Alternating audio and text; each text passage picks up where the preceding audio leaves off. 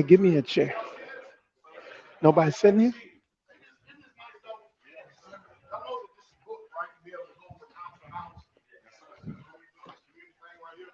But today we're going to do a little bit of resistance. Anybody know what that means? Resistance? Yeah, it's just a fancy way of putting it. You understand? But we have to really truly comprehend and understand what the Most High Yah is doing with us.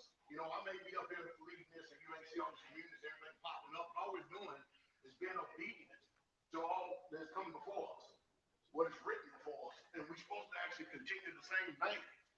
And when you see straightway as a whole, I'm in the core group and let them know that I'm live. than anybody else by a long shot. And the deal is because we are obedient. Are you following me? The Bible says you're good and obedient to the other way, you eat the good of the land, right? So we plan on eating the good of the land. I want to eat the good of the land. But we can see in the society today that everything's going from bad to worse. We can't miss it, is that right? I mean, I've been speaking like this for over 20 years. I really truly haven't changed anything except add maybe a few words here, a few words there. The message has still been the same. It's still been the same. So if you were with me 20 years ago, and everybody think about it, and then you look where we are today, you'd be like, wow, what a wise move, huh? Let's go. We're serving all wise Yah. Hallelujah. And there ain't nobody like Jesus. Glory to the King. All right. So we're going to go over a little bit of our history. I'm going to have Sam to read a little bit over in Nehemiah, the 4th chapter. And we're going to see some of the same similarities that's going on with us today. Myself and Brother Dan was talking last night. He was letting me in on some of the frustrations that go on with him and Rob had to go up some of these little councils and stuff. And some about what you're going to be doing with the land and trying to get in your business and all this other stuff. But this is nothing new. When we first started this stuff, we live in Redneckville. Everybody know Redneckville, right? We live with a bunch of white trash people that don't even know how to be racist. It's crazy. At one time, we don't black people up there in the whole county.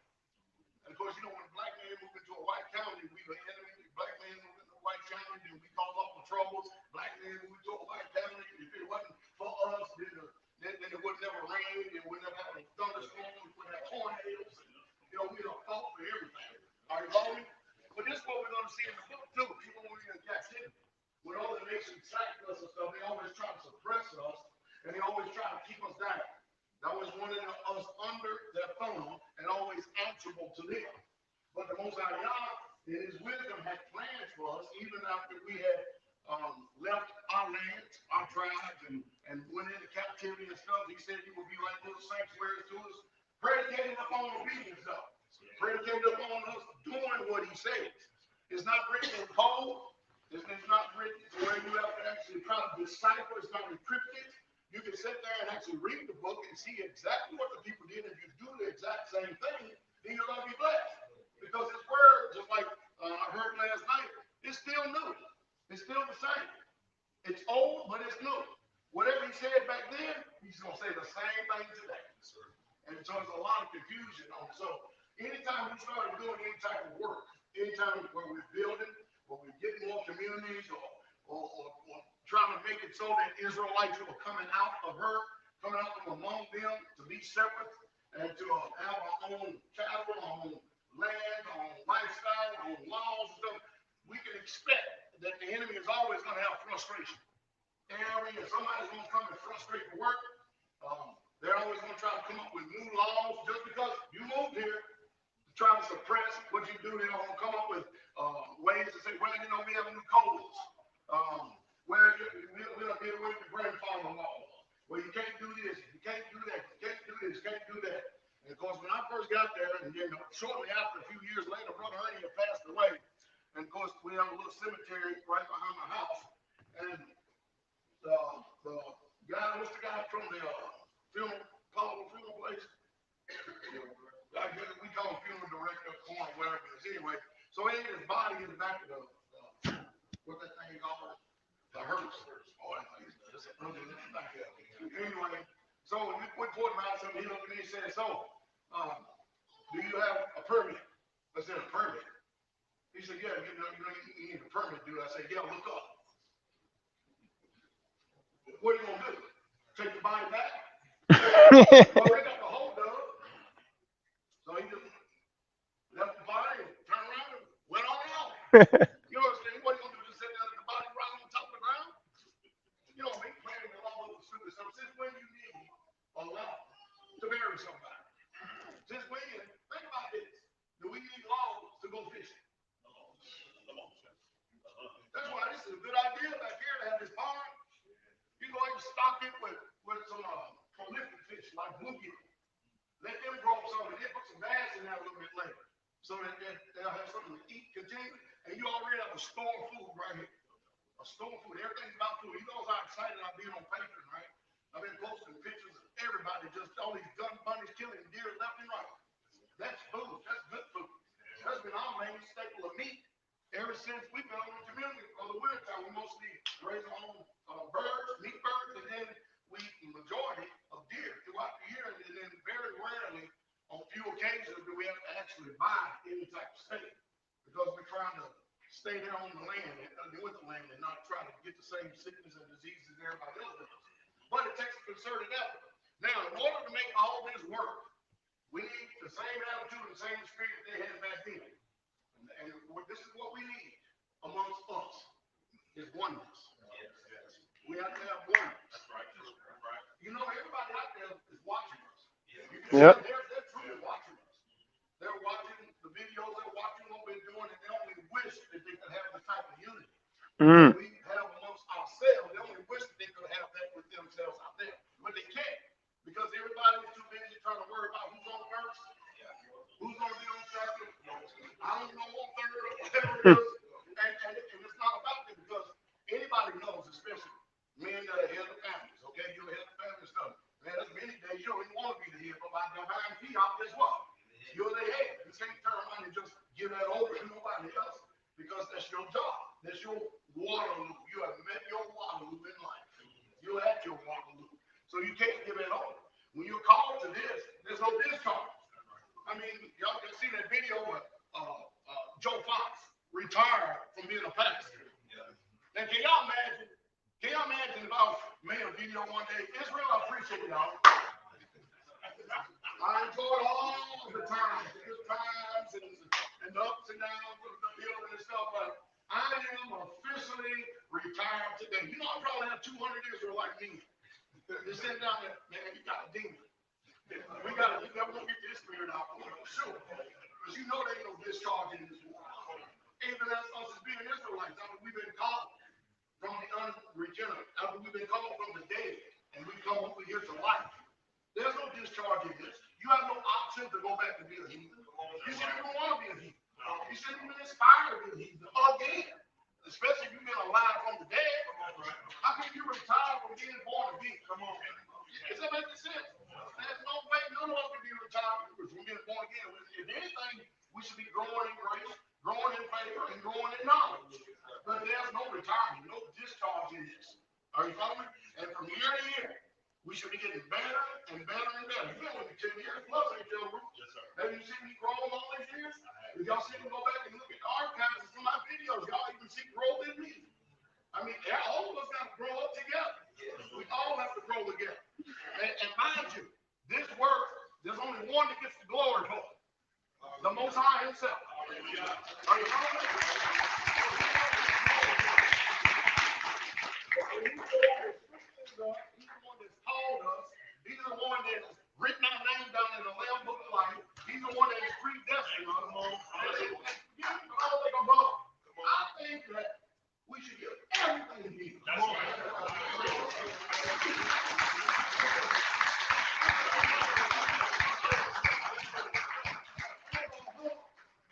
All our souls, mind, peace.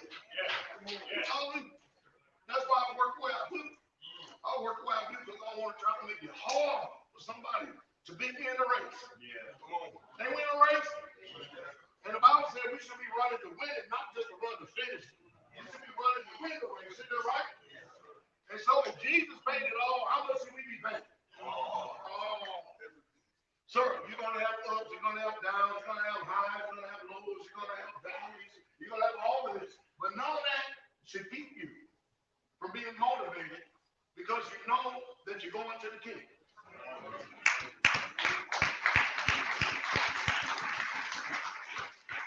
None of this weeping, you know you're going to the kingdom. Now, believe it or not, some of us in here ain't going to make it to the kingdom. Just like I say all the time, most of during feast days, some of you, we ain't going to see you again.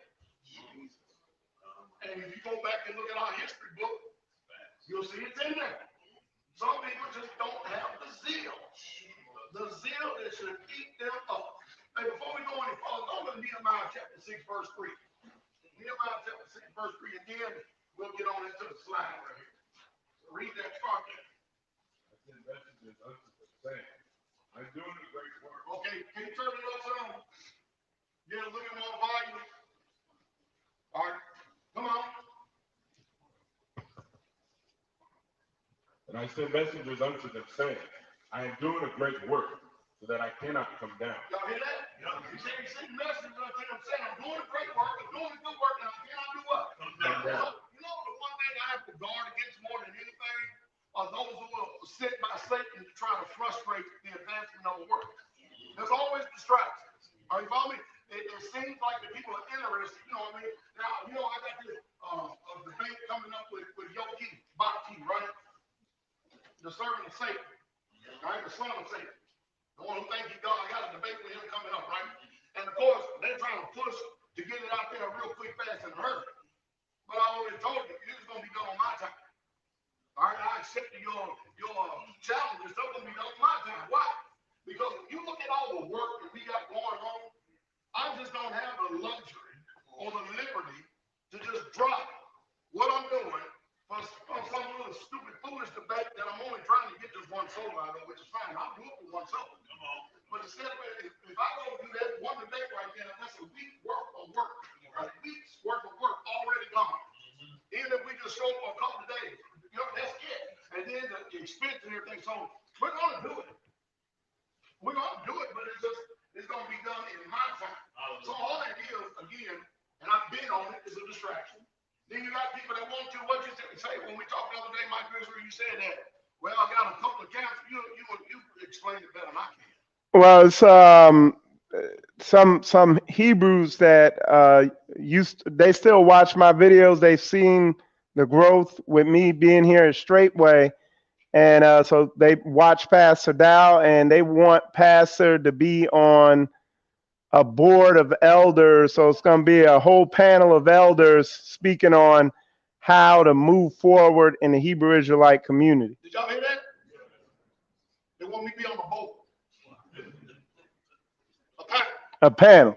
How to move forward. And then my question I ask you, how many of them have already done move forward? No. And so I said to him, I said, okay, you tell them this. Then the only way I'm going to show up something like that, ain't going to be no board. This is going to be me talking.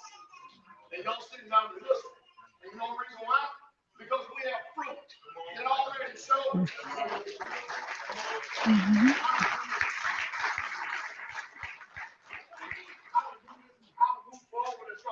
If they don't have any fruit that lines up with their walk, you ain't got nothing to say. See, that's what I'm saying. See, everybody always got something to say. What are you going to tell me? Well, we need to come together. Well, we're already together. You know what I mean? You're going to teach me how to purchase land. You're going to teach me how to get the land secure. You're going to teach me how to keep people together. You're going to teach me how to do communities. Are you out of your mind? Shut up. That's the problem with Israel. And see, what they do is they look at me and they think that this position is some type of grandiose place or something like this, but it's a position of harmony. Yes, it is. Trouble. It is. Big time. But there's also joys of seeing people getting delivered, getting set free. Yeah. Watching people get the message and coming out. And then, I mean, think about this. If we all wasn't part of Straitway today, can you imagine what we'd all still be at? Ooh. Mm. Being our own little separate thing, probably dead up to the hip and everything else, and have no fellowship, nothing whatsoever at all. Your family don't want you. The world don't want you. You don't want you. Nobody wants you, but now we have a family here. Right. Hallelujah.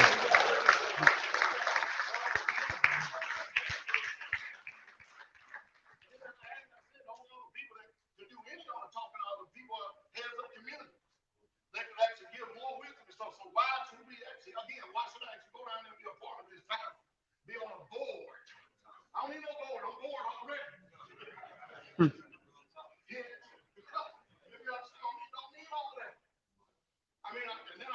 all you gotta do is go listen to that message. You know, the Hebrews and Negroes coming with this stuff. Let go your inception right there. Go watch that and go do it. But we can't do that now. For some reason. All right, but anyway, we're doing a great work. We're doing a good work. And I can't continue to be distracted. We can't continue to be distracted and go come down. We're always going to meet opposition. We're always going to have frustration. But people trying to frustrate the work, it's always going to be here. Somebody say fast and home, but we have to recognize it. Because you know, like me, the first thing we do is when we come up against any type of opposition, we get passionate. The first thing we want to do is we want to resist it. Everything else, slow down and realize that no, at any given time when the enemy, the devil is trying to frustrate. But remember, there ain't nothing from external or the outside that's going to do what? Destroy us. What destruction don't come?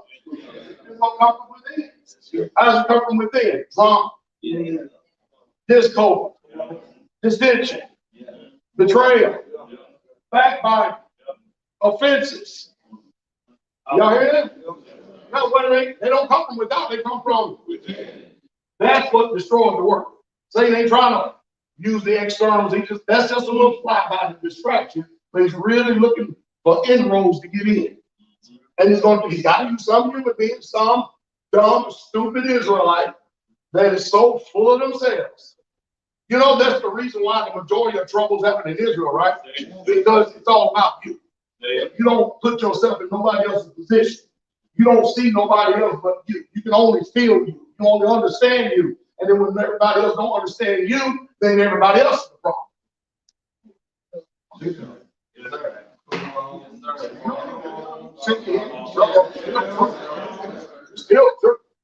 So we focus on ourselves. Now, don't the Bible teach us that we ought to have everybody else's well-being? Put before us. Then later on, what about me? What about you? You're a servant. Every son of a servant. Why would you get frustrated being a servant? Oh, see what I mean? Focus. Come on with it. Come on with it, Brother Sam. Let's go at the first side. Now, I always show this all the time. And the reason why I show this is not because it's some pretty picture, but because, and y'all can understand this, we are Hebrew. Y'all get it? Our thoughts should be Hebraic. It should come from a concrete mindset. We were raised in a Eurocentric Western society. So that means even now, we still view things when we see them from an abstract mindset. Even when we pick up our book and we read it, we approach it from an abstract mindset. Are you following? It's written from an abstract mindset. Are you following? Because that's the way that they view things. And we have been reared in that. We've been taken away from our land, taken away from our people. We've been divided. Are you following? And even still today, you have a black person, where's your homeland? Everybody says, well, we know we're in Israel, but where? We don't know. But you ask Mama Nelly, where's your homeland? Where's your homeland, Mama Nelly? Puerto Rico. See what I mean? At least she knows where she can come from. We say we come from America. Are you following? Where's that been our homeland? It ain't been our homeland. Our homeland has been taken away from us, been sacked. So in other words, what nation is going to represent us in our interest if this nation does us wrong? And you're following? Ain't nobody going to represent us. And our nation ain't going to represent her either. And anybody else of any other background, they're not going to represent you, especially when you claim to be an Israelite. You only got one that represents you, and that's the reason why that we have to be in his good graces. So everything stems from here. Everything.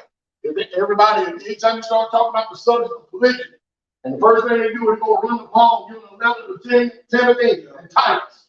And the New Testament is no place to make new legislation. Does that make any sense? The law already forever set. Even in the court of law, they don't go back here and try to make up the law when you're in a court to be judged. They go back on what the law is already established and what it says. That's the way it should be. And so everything, when you read, it flows from here. No matter what the world says, no matter what you've been influenced by, everything flows from here. So when you read a renewed covenant, you have to read it with this in mind. You can't read it with what they are taught. Aren't y'all disappointed how foolish and stupid and dumb and ignorant we've all been? I mean, did you ever slap yourself when you realize how many times you defied God celebrating Christmas? I mean, did you really, truly get upset? Because you think about it, that's your soul. Does not the book say you should not know the mighty ones before me? And anytime you're celebrating any of these pagan holidays and these traditions and stuff, you're putting everything before me. So, I mean, if it never did to test you, you should let it start to test you so you can get your mind changed and start thinking more Hebraic. Then that upset you that you had your children out chasing colored eggs. Now our children have an opportunity to be free of these fairy tales. To be free of all this stuff, and they don't. That ain't what the Bible says. That's why you think they don't ever give us opposition about having them to be in homeschool. I mean, to be in public school. They don't want our children in public school, but our children will go tab this up everything. They go tab this up there because they get like $5,000, I think, a semester, something like every child is in school. They don't want that. So they were rather for us to be set apart, but at the same time, they don't want us to be set apart. So we're going to see this from the book's perspective, so that you can see that there's really nothing new under the sun. All right, come on, man. Y'all know who that is, right? That's Plato. Plato. There's a reason why we put Plato up there. Go ahead. Plato is the one who defined this Platonic model, where today, when you see things confined to words, theories, or ideas, or lead to practical action, that is the abstract mindset. Because the next slide, not leading to practical action. They don't believe in anything having any practical action to it. In other words, okay, you ever say this? Do you believe? Oh yeah, I believe. Okay. Come on, hallelujah, you can say it. Your name is written down in the Lamb's Book of Life. Hallelujah, you're the best thing here. Do you believe? You believe? Okay, so what is belief? Explain to me what is belief. Now, if you can, I can explain to you what belief is. Belief is always associated with right action. But up here, it's just all about if you can mentally affirm and say that you believe what? You understand what I mean? Why believe him? Okay, you believe him, but if you don't obey him, you don't do his word, you don't believe. So see, the Platonic model is not associated with right action or even doing any action. And that's why there's so many inactive Israelites today. They're so inactive, that's why you never see any fruit. I mean, you can believe a fruit tree is outside in front of his door all day long. Everybody believe it? I believe. See, that's what they done to it. Can you believe it? I believe that there's a fruit tree right here. Do you believe it? Ain't nobody believe it because you didn't see it. And you don't believe it because ain't nobody planted it. But that's the way they have fooled and toyed with us ever since we've been born in this country right here. Fooling around with us. And some of us are still prisoned. Our mind is still in chains to that type of philosophy and mindset. Because it doesn't lead you to right action. Being in a Platonic model and not having even any right action, be it in moral, in theory, or concept. Read on. Next slide. So, concrete concepts of rebuilding our Hebrew culture. Abstract thinking is a level of thinking about things that is removed from the facts of the here and now. That's removed from the facts. All right? So, we have an example. We have 7 appointed times. Is that right? Yes, and we know that those appointed times are real because we end up doing them. Are you following? Now, our appointed times is written in the book of the law. Is that right? You can see how people carry it in action. But where do you see written anywhere in the whole of the Bible that it's time for us to celebrate Thanksgiving? Nowhere. But can we come together? Or Christmas? Are you following? Where is any of it? Are you following? Next one.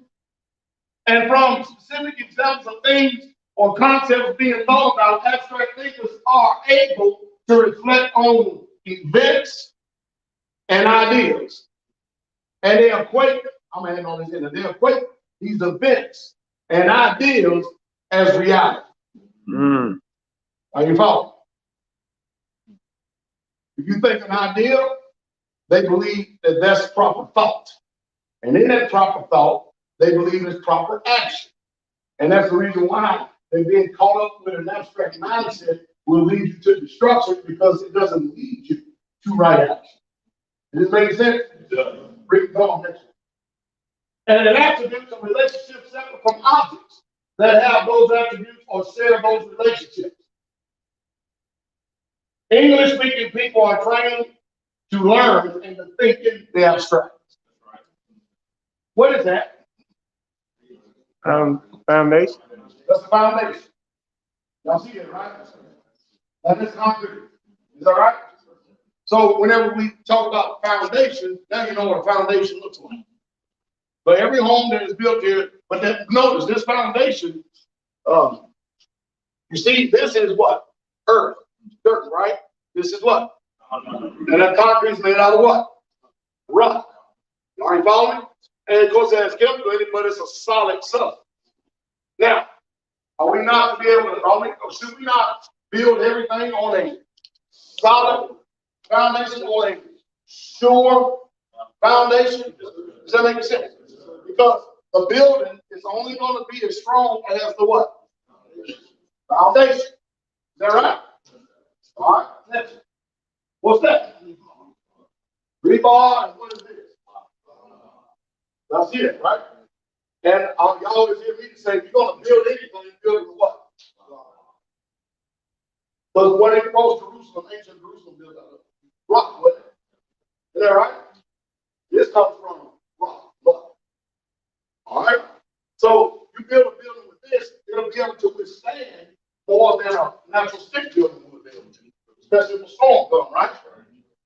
That's it. What's that? Now, I meant to say that's a man. But that's a man doing what? Now, we can believe God's going to give us a bill. Come on. You can believe it all you know.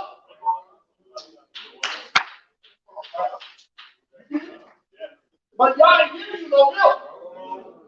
Y'all will give you the wisdom. Y'all will give you the strength. Y'all will give you everything you need in order to what?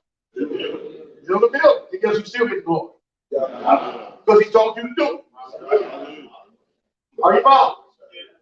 The reason why you don't see these camps, anybody else flourishing, because ain't nobody willing to do the work.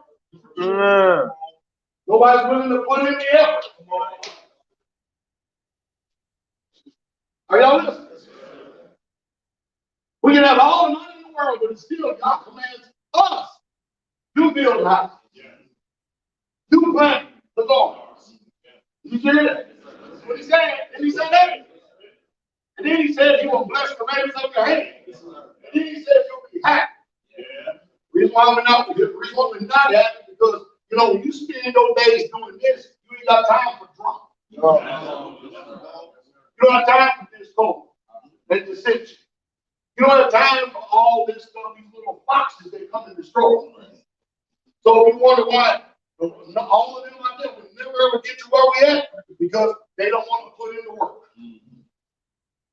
The reason why I make videos like this is because I'm showing what the Bible teaches, which is leading by what? Example. And it's hard out there. You can see how wet I am. It's really hard. I didn't think the video was going to take place. You must have a famous thing. It's just so picture of my life.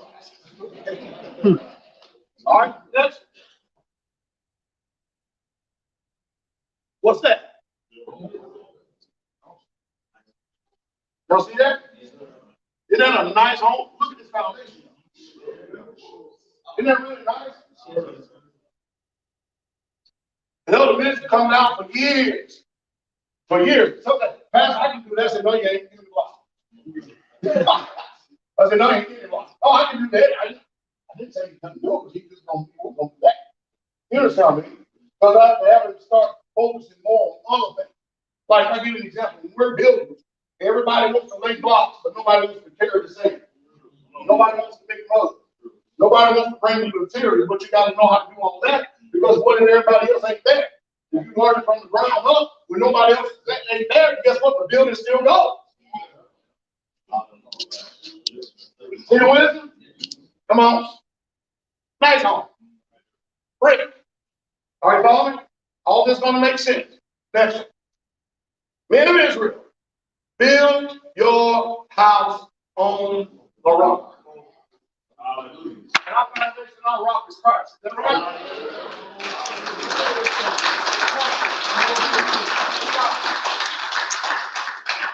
So, when you become a doer of the word, rather than saying he's my rock, you know he's your rock then. Rather than saying it and having the experience to know it. To give you a great appreciation for him when you've been out there laying foundation. That's right. And then building your home on the rock. It makes more sense to you about how sure that foundation is. Does that make sense? See, that's the preaching that goes on. When you are actually doing what y'all say. Come on. Remember, our culture and its analogies are always expressed in concrete terms, words, and phrases. Our minds and the way we think must be, what's that word? It must be transformed. You may see one way, you may believe it to be one way, but you have got to erase that and force yourself to believe the right way. That makes sense? Come on. We are mentally still in chains today because of the way we talk and process thought. How you approach scriptures will determine your level of faith and power. Faith and power. I have people all the time, all the time to me, Pastor Dowell, what can I do to get more power? I say, do the work. Oh, I am. I'm praying. Okay, when you finish praying, then what? Listen up, buck up. See how simple it is? Do the work. Well, you pray, I pray. You read, I read. Then how said I got more power? Because I'm Pastor Dowell. I've been dealt a measure of grace like anybody else. And on that measure of grace, God taught us to build that measure of grace. Let them do these nice parables and talents and cool things that Yahshua gave us. There's a parable in the telling he gave one talent, another one 2, and another one 5. And then I often usually say, well, which one are you? Because everybody likes to say, I'm a 5 talent. But you're working, are you really the 5 talent? He gave you a talent. Now, get born again, and he gives you this wonderful Hebrew mind and stuff. Not for you just to sit there and just soak yourself and immerse yourself with knowledge so you can go out there and beat up on the Gentiles with scriptures. No. He gave that for a reason. He expected an increase on his investment. He expected a yield. That's right. Are you all? And you, that's the hardest thing to get people to do in this society right here, because we learn how to do like them. Isn't it crazy how black folks have been the builder of this whole country and stuff, and now today we can't build everything? We built all of them. We the ones that can read the blueprints on the architectural design. We the ones that knew mathematics, even though it didn't seem like we could even read and write, but we had to in order to build. Now you put some blueprints in front of us, we look at it like, what is that? You see what I mean? Because we don't apply ourselves. So if you're not going to do the work, he can't entrust you with because if all you're doing is praying and all you're doing is fasting, you expect more increase in power, then you won't think it's something that you've done. Right? And you're going to try to get people to focus on you. Yeah. Why? Because I fast and I pray.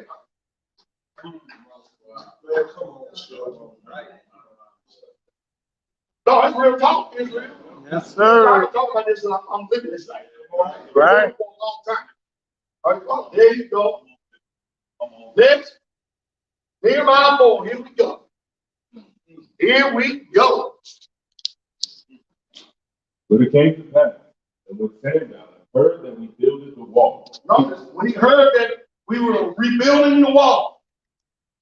Come on, because remember, our whole city has never been sacked and destroyed. All right? We're buying this land. Keep all this in mind. What are we doing? We're building. Isn't that right? They went to a conference and he said, well, how about a 4 for war day? So I'll do 6. I just let it in the brother talking about that. Brother. Come on. He was wrong and took great indignation and mocked the Yehudim. And he said, how many people still mocking us today? Come on. Let's get this reality check. Here we are. Got our mind to build these communities, to build homes, and the Gentiles, including the so-called sold out Yehudim, mocking us more than anybody. Now you ain't too many people mocking out there. You know why? Because they're scared, because their flesh is on the line. Right? They wasn't scared earlier. They didn't move with fear earlier when you had time and opportunity to do it. They weren't fearful then. They're fearful now because now they can see the proverbial handwriting on the wall. Things ain't going the way that they used to be.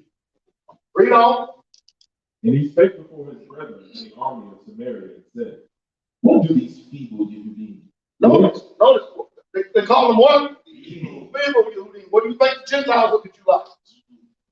Why do you think they say all these disparaging comments with us? What do these feeble Yehudim? Come on. Will they fortify themselves? Will they do what? Fortify. And of course, the answer is yes. We all want to fortify. And that's what they're afraid of. No. Why ask the question, will they fortify themselves if you're not afraid of them fortifying themselves? Come on. Will they sacrifice? In other words, we're not doing no more animal sacrifices stuff. Will we bring the sacrifice of praise? Well, will we? Yes. We always ready to bring that sacrifice this time. But you ever notice that a lot of them proud Israelite camps, big leaders and stuff, they too proud to praise? You don't never see them praise. You know what? Never see them praise. How did the wall come down when the Israelites walk around for the come on? We probably don't see that happen again too one day. See, one thing is great reason why we need praise, because we got a lot of walls in us.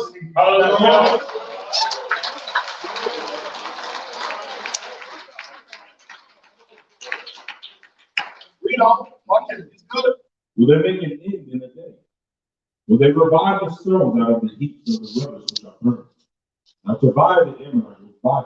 He said, even that which they did, if a fox go up, he shall even break down their stone wall. In other words, they don't even know how to build this, so that even if a fox go up and hit up against it, all over. Man, it's amazing how we got a modern James Earl Jones be reading.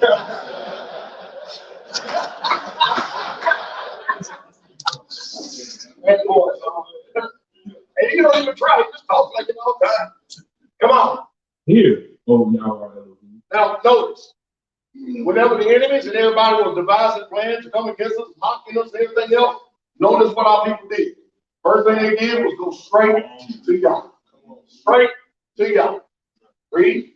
For we are despised, and turn their reproach upon their own head. Are we not despised? Yes. And their prayer was what? Turn their reproach upon their own head. Whatever they meant to do against us, let it be under them. That's what the Christians will say. Well, we're not in the New Testament, so you're supposed to pray for your enemies. I am praying for men. Oh, God. We're despised. Whatever they need to do against us, let it be done under them. I'm praying for praise. Come on. See where I start off with thinking? Come on. Give them for a prey in the land of captivity, and cover not their iniquity. Now watch it. Why are they asking them don't cover their iniquity, don't do anything? You know why? Because they have already had their strength taken away from them. They already are living in somebody else's land. Their land is not under the rule of somebody else. Do we not find ourselves in the same position? We can't just be going out here taking our guns and our ARs and just mowing down all the Gentiles, can we? No. So we got to do what? Pray when we're in captivity. That make sense? And then let God do the fighting of the battle. Now, if they decide to come over and trespass, want to do evil and stuff, and then we pray that the Most High Yah make our aim true. Does that make sense? Come on. Let not their sin be blotted out from before you. Now listen, you know what he's saying? Don't even let them be forgiven. Why? For coming against your people.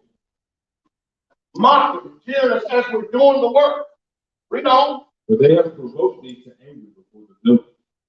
So we built the wall, and all the wall was joined together to the half thereof, for the people had a mind to work. So, whoa. You know we're going to stay there for a second. You know we're going to stay there for a second, right? You know why? Because they know what they were doing, it had fruit to it. So the people had a mind to work. Some of you ain't got no mind to work. You got a mind to ghost. You got a mind to have excuses. You got a mind to be offended. You got a mind to keep tracing. You got a mind to drag down. You got a mind not to show up. You got a mind not to do anything. But you expect everything. But over here, people have a mind to work. You hear that? You think their mind was transformed? You think their mind was renewed? They had a mind to work.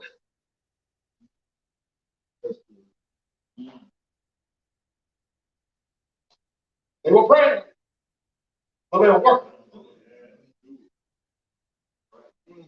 Y'all hear that? Yes, sir. But that's not to hear this, brother. Sure. That's the toughest thing in the world. We live in a world of benefits. Entitlements.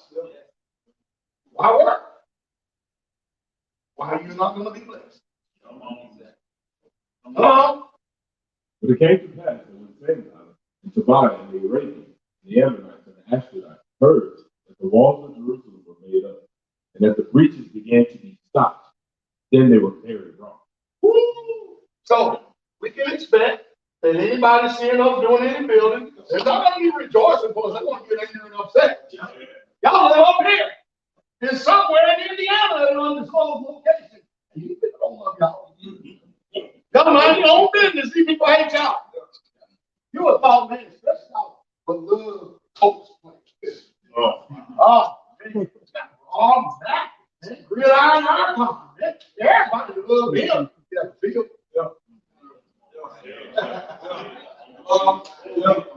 They don't love him because he loves the side. That's what the line from. They don't love you because you love the side. Look, and I'm telling the truth, y'all. But y'all not hating up here. What did you do to receive that hate? Let me teach you here for a second. There were some rednecks up here. Kept driving by the front gate doing all kinds of stuff, right? You remember how the story was, right? Can you come up here and explain what went on? Yes, sir.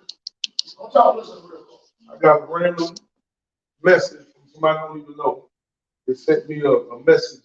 That was about 3 o'clock in the morning on Messenger. And sent me a link to somebody else's page talking about how it's a black militia. You there? All of a sudden, we walking around the land with AR, which is false, but if we wanted to, and it's all right.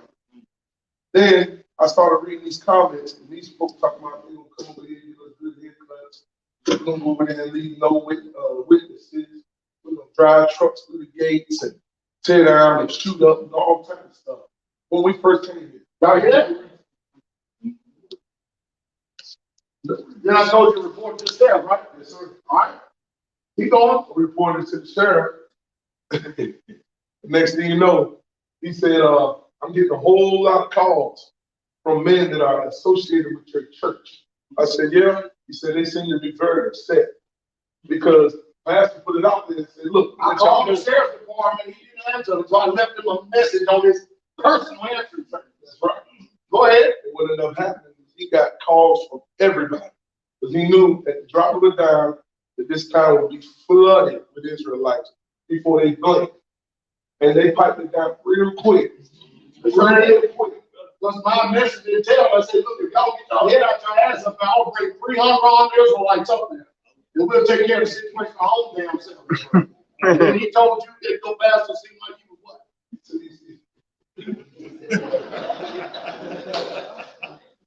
He said your pastor seems to really love you guys, to really care about you guys. I said, yeah,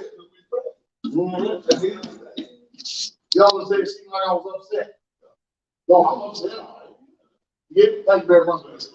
But see, sometimes you have to think and say, okay, is this where my time going to end at? But you have to be willing to go do it. If you understand what I mean. You got to ask yourself, you know, calculate, is this where my time going to end at? You follow me? Because a lot of people talk about being family, but they ain't really family. When I hear stuff like that, because I've experienced it down there, you understand what I mean? When I hear stuff like that, I take it to heart. Because you can't go threaten a public official. You can't go threaten the sheriff or anybody else in town. And if you threaten a white person up here, that take it serious as that. They have 5, 6 cops out here. Oh, right there, the FBI and everybody else out here. Because of this. Call your excuse. But if you can threaten, oh, it's made life up. Nobody says nothing. Are you following me? I'm trying to show all of us that I'm not just here just word and talking word. We have a right to life, liberty, and the pursuit of profit. That's right. It used to be happiness, profit. When you get profit, that's what makes you happy. Are you following me? And so they got to understand we're going to stay in our lane. But if somebody come in our lane, get out of their lane, we're going to take care of what's in our lane. And it's more than just words. Are you following? So I'm willing to talk up. Good, I've had 55 successful years. If I have to go out this way and defending and protecting my family, so be it. In other words, mind is made up. Like if you have a mind to work, you better have your mind made up in this. Remember, you don't go out and start nothing with nobody. You don't start any trouble with anybody. So when the trouble comes, you don't run from it either. Is that not the same Yah that wrote the Torah? Is he the same yesterday, today, and forever? You're not. I tell you, you're not going to see King David burning in hell for all the people he had killed. Christianity got you thinking that you're going to go to hell, you kill somebody. Now it's righteous. So defend yourself. These people don't like to talk like this. Moses opens up their mind and comes. All right, read on. Conspired all of them together to come, to fight against Jerusalem, and to hinder them. You hear that? So these people that was hearing the word, they talk amongst themselves and amongst everybody else in these propagandas, where they do conspire against the word. Read. Nevertheless, we made our prayer unto our Yah, and set a watch against them day and night because of them. And Judah said, the strength of the bearers of burdens is decayed, and there is much rubbish, so that we are not able to build the wall. And our adversary said, they shall not know, neither see, till we come in the midst among them, and slay them, and cause the work to cease. So you see what they're doing? They always are devising a plan to slay the work, to stop the work. But we have set up cities, we set up guards and stuff to make sure, that nobody will be able to come in. We stick with the sword, right? But what makes you think that the same thing is not going on today? These people don't favor you in any way, shape, or form because there's something different about you. You're not your typical American. You are a born-again Israelite, and if those that are in darkness, they see the light, and they know the light, and they recognize it. You need to recognize the light that is inside you, which is Yahshua. All right, follow me? And they that are in darkness, they hate the light that is inside you. That's why they always want to be motivated to frustrate the work, to stop the work, to do whatever they can to get people to ally with them, to come on their side, to speak the evil and to bring more curses. But you have to be on the cutting edge of spiritual warfare daily. And if people are already not speaking favorably of you, then what they're doing? They're cursing you. They're bringing curses upon you. So here you are, you wake up in the morning, you go out to do your little prayer stuff, and you didn't return any prayer stuff. Next thing you know, through the milk down, so you start feeling bad out of nowhere, and you don't even know why. Probably because somebody else spoke some evil along you, you've done nothing about it. So, mind, be vigilant, because your adversary, the devil, walks about as a speaking only man. Roaring lion makes noise. Lions don't roar when they eat. Lions don't roar when they get ready to kill a prey. They don't want to compromise, give up their position. Lions roar after the fool. See the analogy? Come on. And it came to pass, when the Yehudim which dwelt by them came, they said unto us 10 times, from all places which ye shall return unto us, they will be appointed. Therefore said I in the lower places behind the wall, and on the higher places, I even set the people after their families with their swords, their spears, and their bows. And I looked and rose up and said unto the nobles, to the rulers, to the rest of the people, be ye not afraid of them. Remember Yahweh, which is great and terrible. Don't be on what? Remember God. And also remember y'all who made your hands for walk. But remember him. Don't be afraid of him. That's the only thing the enemy trying to get you to do is get you to be afraid of him. So he can stop the work. Now, we're still going to stick with the work. We're going to go spiritual a little bit, right? All right? What are the enemies that are working inside of you that has got you afraid and got you immobile that you don't even do the work? What are the enemies? Well, how is the enemy disarming you in your mind to the point it makes you non-responsive because now you don't have your hand to do the work? Because a lot of times it's not that you're physically disabled. You're physically able. But here, you're disabled. And until you get this right, you can't get this right. Because this is going to perform the way this performs. So you got to have your mind ready. What enemies do you have frustrating the work of here?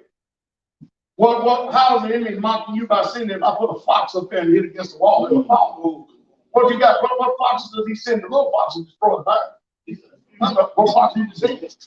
I mean, what is he using? Because there's a lot of mind stuff going on here that make people non-responsive, hindering the work. Because I mean, I'm looking at a bunch of physically able-bodied people in here. So what reason? Why? These people have mind to work. Mind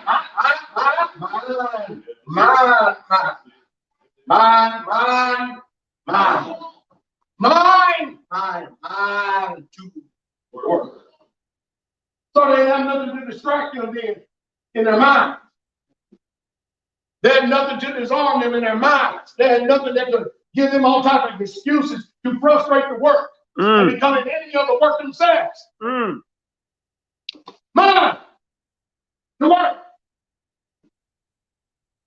Again, are we able? Yeah, we're physically able, but what you physically able, but your mind ain't shit.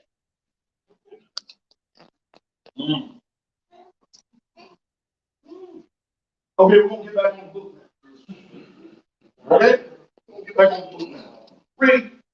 Remember Yahweh, which is great and terrible, and fight for your brethren. And fight for your what? Brethren. Fight for your what? Brethren. And do what for your brothers? For your brethren, your sons and your daughters. And for your sons and your what? Come on. Your wives and your household. Y'all hear that? In other words, we got a lot to fight for. Do we got a lot to fight for? We got a lot to fight for. Brother, fight for brother. Your son, your daughter, your wife, your house. You got a lot to fight for. Now let's go back spiritual. Why you fight? Now, why you fight? Why you fight? Oh, we ready. Quick, fast, and hurt. We ready. Why you fight?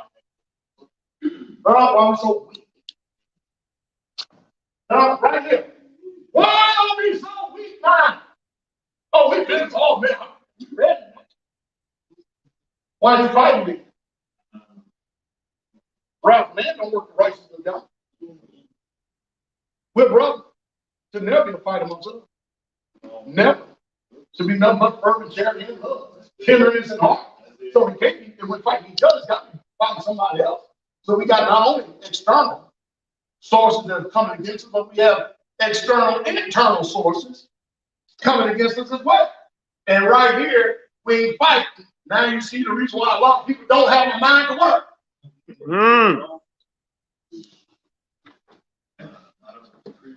Flat out truth. Truth bomb.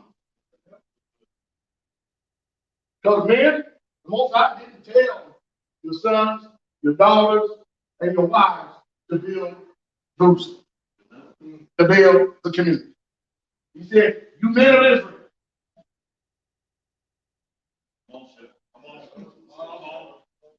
They did. You men of Israel. They got other jobs to do. He told you to do it. That's why I keep telling you, the work is only going to go as far as the leader goes. Hallelujah. In every prospective place. Sorry, didn't make it up. It's just a fact. The home is only going to be as great as the leader is, the head. That's it. So why are we so eager here but not here? And y'all hate to false balance, right? Y'all have a balance. It could be a lot of things. I don't like Deacon Dale telling me what to do. Okay, then you tell somebody what to do. Because then you're going to find out you don't like being in a position of telling somebody what to do. So then what is it? We got a bunch of schizophrenia going on now? If it ain't one thing, it's another. There's always an excuse. They're not even performing. Right? There's nothing about it. Who cares about it? Who says what to do? As long as the work gets done. Because they have a mind to work. Hallelujah. Hallelujah. Yes. Oh, hallelujah. See, if I wasn't a leader that didn't work, then I would be a castaway. That would be easy for people to make excuses. Well, it's easy for him to walk out of order, but he don't do shit. Well, you can't say that now. Yep. Right. You see what I mean? You know this as well as I do, especially if you live in community, homestead, or whatever it is, or even part of the city. You know that the only thing that hinders people from having a mind to work is this mind. The things that are entering into this mind. The offenses that come into this mind. The excuses that come into this mind. The war that is waged in this mind.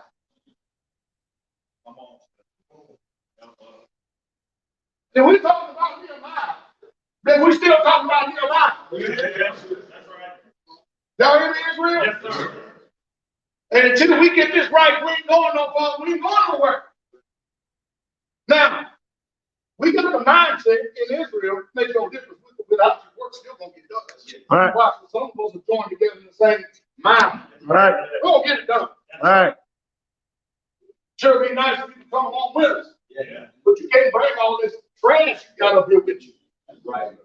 If you're gonna come with that and you can't get free, you get free, so you don't become frustrated over work. That's right. Make sense? Yeah. Makes sense. All right, let's get back. Don't want to wear out the patience of the saints.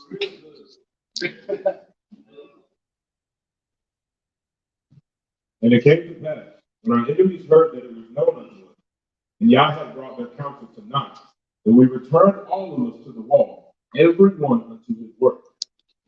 And it came to pass, from that time forth, that the half of my servants wrought in the work, and the other half of them held both the spears, the shields, and the bows, and the habergeons. Y'all hear that? So we got a threat. Look, we got a hat that's gonna work, and another hat gonna pull it off. You get it? In other words, the work's still going forward. Read. And the rulers were behind all the house of Judah. They would build it on the wall, and they that bear burdens with those that laid it, every one with one of his hands wrought in the work, and with the other hand held the weapon. Y'all hear that? Why y'all think we always make it a commandment that Israelites be armed? All right, Father, I'm gonna be a preacher. I got my sword. Yes, sir. Y'all got y'all sword? Yes, sir. You know what I mean? Always, because why? Where are we at in the angles of time? We gotta ask ourselves these questions. Do these Americans really love us? No. Mm-hmm. Do these neighbors love you? No. Let's be for real. Do they not try to deal with you wisely? Do they not smile? And then as soon as you leave them, they try to make everything difficult to get a permit, difficult to do something, difficult to everything. They try to frustrate everything to slow it down.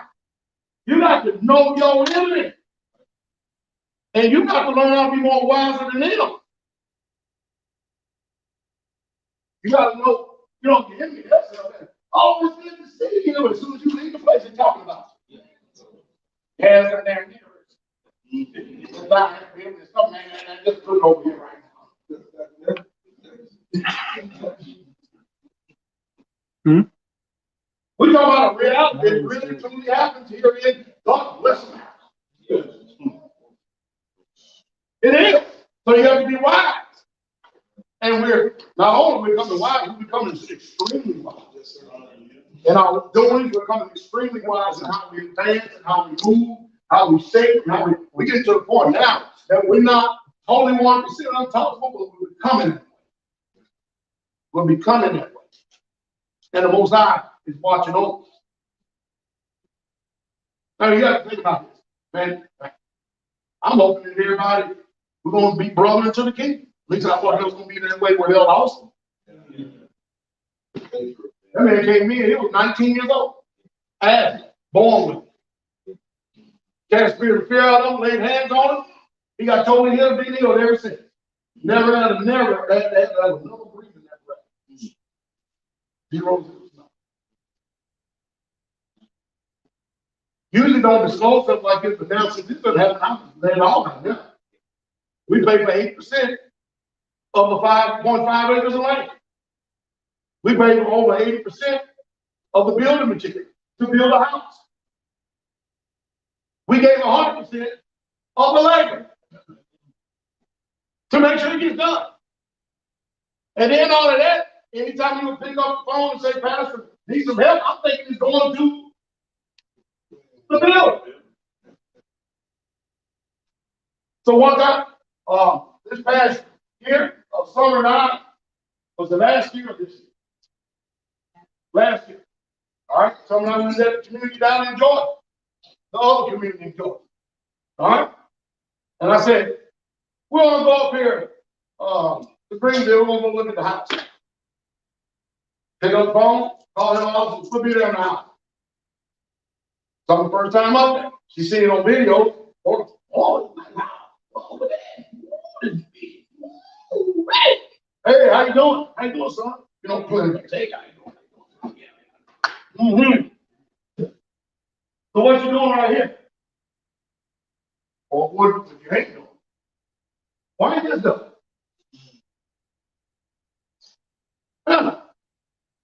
Then that's all right, come on, son, get in the truck, we go home. How long I sat there? Just enough to walk around, no fellowship, no nothing. Imagine this before all this went down. What am I doing? What was I doing? Just go look at the building. I can see the building until about 50. You know what I'm doing? I'm requiring an account of stewardship without saying anything. Because that almost supposed to be for Israelites. That's right. Not just that office, it's supposed to be for Israelites. He had asked me, I had so much trust in him. He said, Pastor, he says, if you don't mind, can I put this home in the name of my mother-in-law or whatever? I said, I don't care what you do. Why? Because you're Israel. Well, Ruth's not going to pop in. I said, put your name on it. You decided to be with that line, you put it on it. I'm like, damn, I'm never helping you out. Am I telling the truth?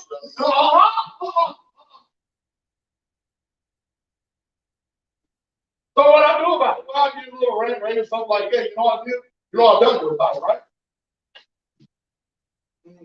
Wipe my hands. Because if I try to interfere with what y'all gonna do, are you listening? Then he gonna look and see. Oh, I see. You already got business playing out there. I said, no. I've been doing this long enough. I didn't leave it alone and let it out. Take care of that. He's doing a hell of a lot more thorough job. But Pastor Dowell, man, I'm not, you know, it was hot down in South Carolina. I mean, hot.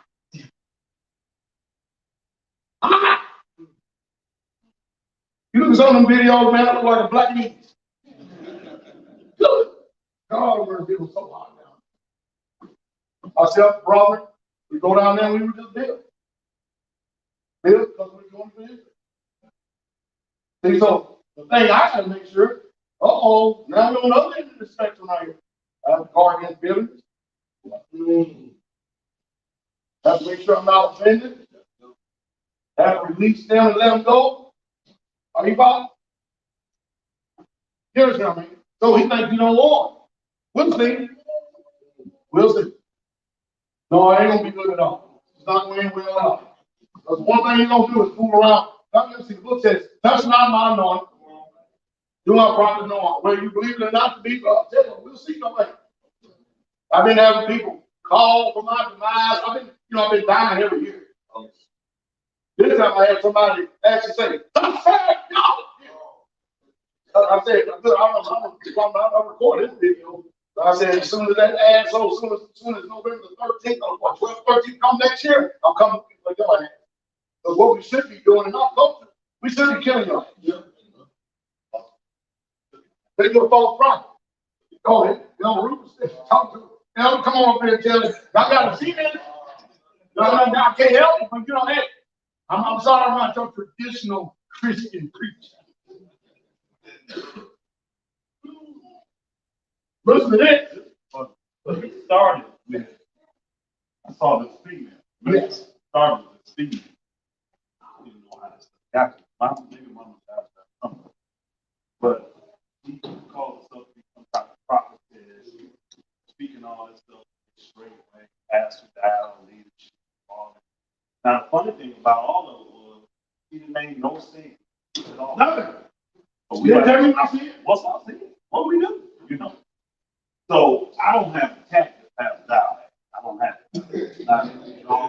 So when I responded to it, I was talking about the girl, talking about the nasty house, all this kind of stuff. I was all in, right? So she did another video. This one was in her car, so she didn't want nobody to see what was going on. So then finally, the guy, she would always start off by saying the name of their ministry and who he was and all this kind of stuff. So he finally does send a direct video. I said, Pastor, it was short. And he did say, thus saith Yah. We like, who? And he was saying that, death is going to hit his home, my home, all the leadership home, everybody. Just hurts all of us. So we marked the date for that. And once I responded to it, saying, all right, cool. You done put your little prophecy out there. Because we follow in this book. Once your prophecy don't come true, on this date a year from now, will you stop preaching? Will you take everything down and shut it all down? You got off of it. Then he took the video off. I downloaded the video. It's not there. I went and looked. It's not there. And I downloaded it, pulled it up. It was there. After I responded to everything, he went back and took the video and pulled it away. So I don't have that. Now I still got the video that skid mark. I got that video. I got that. But that's how it went down. That's how it went down. It ain't amazing. So I downloaded the video to my desktop. I won't be telling you where you live. I'll make sure I got a nice baseball bat with me. You think he will? People something else. It's something amazing. But it did say, thus saith. What happened? I guess y'all repented, didn't it? Crazy. What is that? Just another distraction. Trying to frustrate work. So y'all heard me talk much about it at all here. But it's definitely in my radar. Because one of us, he's going to be dead this year. That's a false prophet. That should be dead. Now I can't go kill him. And I can ask y'all to do some favors. You done plenty here. That guy cursed me. Literally cursed me. They went to Florida. You know what happened to him? Yeah, he said, you're a false preacher. He said, and God's gonna get you. I said, really? I said, well, I think you're a false brother and y'all gonna get you. And he said, Oh, yeah? He said, no, you're a false preacher. I said, we'll see. Y'all gonna get you. Because I promise you will. Watch and see. Next thing you know, I got a report. He got beat in a parking lot with a tire. Had all his teeth knocked out. I'm on Florida. Woo! I said, boy, what's the chances of that? Car got jacked in, beat with a tire. I was like, man, y'all get it. Nobody would equate this to mom. Then why would an evil come up on? Let's get back. Come on. For the builders, everyone had his sword girded by his side. Y'all hear that? Everyone had his sword girded by his side. Come on. And so built. And he that sounded the trumpet was by me. Hear that? And I said unto the nobles, and to the rulers, to the rest of the people, the work is great and large, and we are separated upon the wall, one far from another. In what place thereof ye hear the sound of the trumpet, resort ye thither unto it, or Yah shall fight for us. So we labored in the work. Half of them held the spears from the rising of the morning to the stars appeared. Likewise, at the same time said I unto the people, let everyone with his servant lodge within you. Then the night they may be a guard to us and labor on the day. So neither I, nor my brethren, nor my servants, nor the men of the guard which follow me, none of us put off our clothes, saving that everyone put them off for one. In other words, they slept with it. They stayed with it. Are you following me? What a good mindset. Yeah. Wouldn't it be nice if we had that systemic all the way across the board? Don't we have a great work going on? Look what's happening now. Work's really taking off. We've got another community, 60-something acres. Brother Sean, they moved all the way from Arizona to Tennessee. Brother Chris Paul up in other community up in Straitway, Kentucky. He turned around, we moved Zach Dowell there. Zach Dowell taking care of the store that he had so he could get freed up and actually go run the dozer for the community. Because he's the best dozer worker we got in the community. And he spent 4 days down there on his dozer. 4 days away from his family, 4 days away from the community, making all types of sacrifices just in order to get this to the store. Now they wait, Pastor Dowell, when you coming? I said, brother, I promise I'm gonna come. I'm gonna try to get there before mid-December. I'm gonna try to. I will try to get there. So I'm gonna make time to get there. Because what they want me to do is give us some advice on what way should I place this home, do this and that. Same thing you do. What do you think you do? I said, man, you see the Most High Yah lead you, but you need to do this here, you need to do that there. Oh, okay, good. You're very minimal. And actually, I do very minimal command and tell people what to do once they're on the land, because Most High Yah, you're going to see he'll lead you. But if you ask, I'm more than happy to oblige. You understand what I mean? So, and then we got to know. Brother Will, I think he got 20, how many acres he got? 20-something acres of land up there already been developed. I mean, community popping up all over. We just bought 20 acres of land down in Alabama. Just got finished buying a very nice, already got a home on it. Only need to put about what, maybe $15,000, something like that, to the home. It's already got a home on it, and we just bought a really nice. What's that been trading? 28 by 76. And plus, we're going to scope out another area to put another home here. That's some people that moved all the way from California and Washington State. And we're moving at breakneck speed to make sure we get this community up and going. We're trying to get it up before pass. So isn't it nice? We're able to get people free outside the world, and then the brother can dwell together in unity. Then the families, not families, go to feast days. I already got a sister Esther and brother Steve trying to make a covenant already with this guy. They say, hey, our daughter want to make a covenant with this guy. We're good people. I said, man, I got to think about this. You understand me? I mean, all good people, because he go out there, somebody he made on me. Got married, somebody a good family in this. Like you people all schizophrenic and on roller coaster, your mentally defective and carrying on and stuff.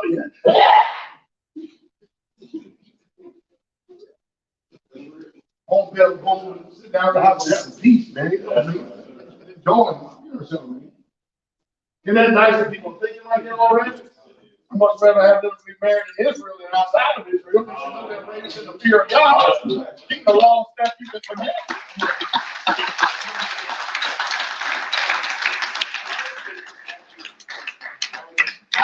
So he may have two wives right there already.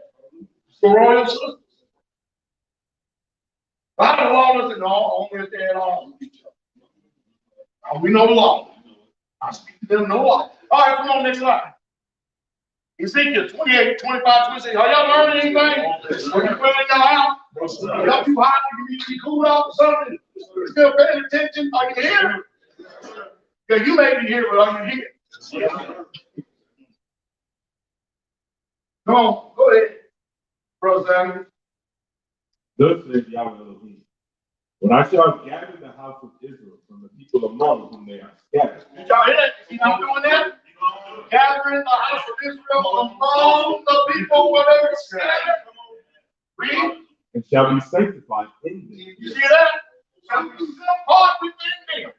In the sight of the heathen. In the sight of who? The heathen. Everything that we do, he's doing it all right in the sight of the heathen.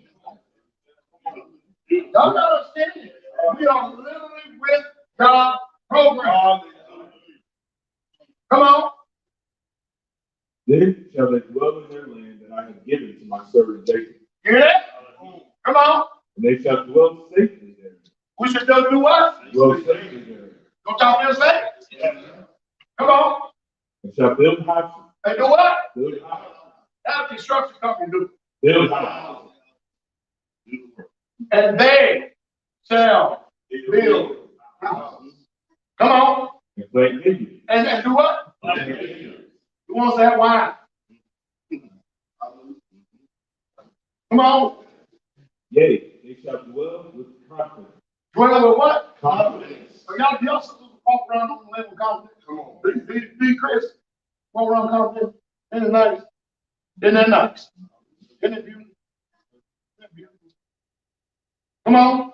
When I have executed judgments upon all those that despise them round about. So anybody that despises us, God gonna do what? Execute judgment against them.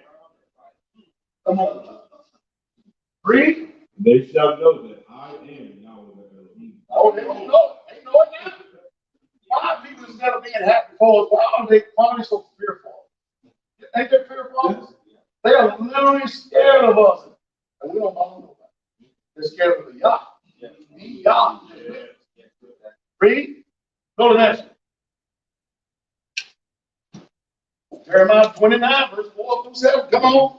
Thus says Yahweh of hosts, the Elohim of Israel, unto all them that are carried away captive, whom I have caused to be carried away from Jerusalem unto Babylon. Build ye houses and dwell in them. Build your houses and what? Dwell in them. And plant gardens. Now see why I get this wrong? Yeah. Well, a house I live in, I built it. Now I'm gonna give it to somebody else. Brother Scott getting ready to have another baby, and his wife and the other running around like this, and we got to get busy. But we got some enemies trying to frustrate the work, because they don't want to deliver our forms for poor law. So I told him, I said, I got a date in my mind. Them forms ain't here. I'll start.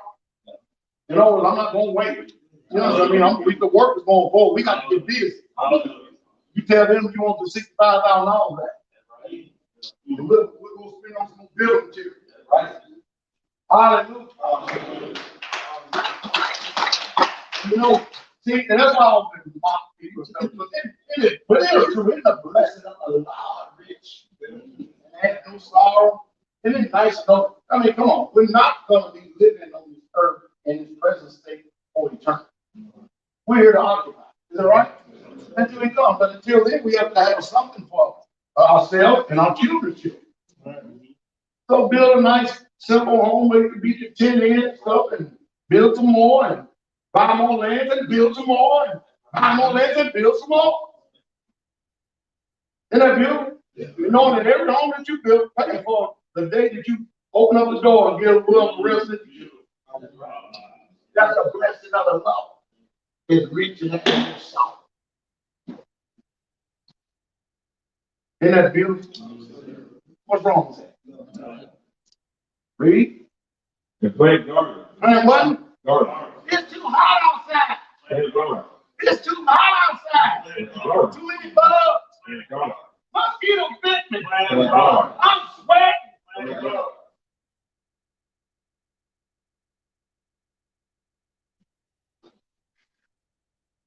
Come on. And eat the fruit of them. Take you wives to beget sons and daughters. And take wives for your sons.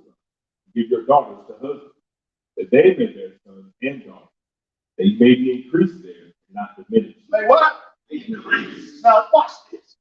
So, man, wouldn't it be nice if the Most High would put this in my mind when I was 18 years old? Why would we be at then? And boy, what if I had all the resources then? Woo! Why would we be at? Man, why would we be at? Man, I could have had 50 children. It's nice old little children. Them little babies come out and go.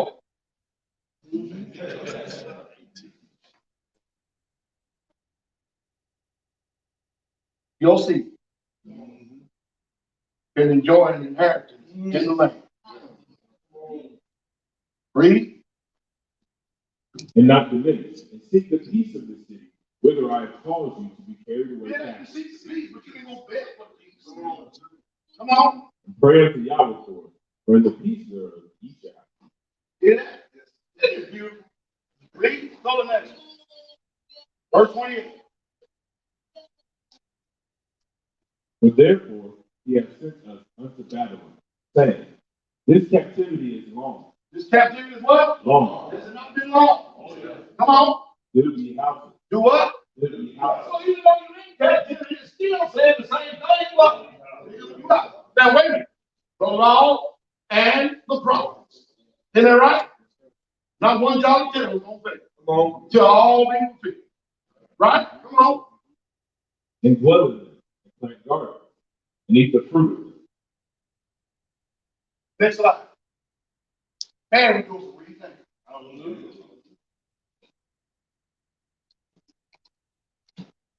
Y'all see this right here? We will still be. Don't y'all think when we get to the kingdom, we're going to be running around singing Kumbaya all day long? And just going over each other's place and carrying on and just tiptoeing through the tulips and stuff. And then I got a news flash for you. You can't work right now, here and now. You ain't going to the kingdom to be able to work. Read. For behold, I create new heavens and a new earth, and the former shall not be remembered, nor come into mind. But be ye glad and rejoice forever. Be you what? Glad Now and rejoice forever. let's stop here for a second. Let's hone in on this. What can stop you from being glad?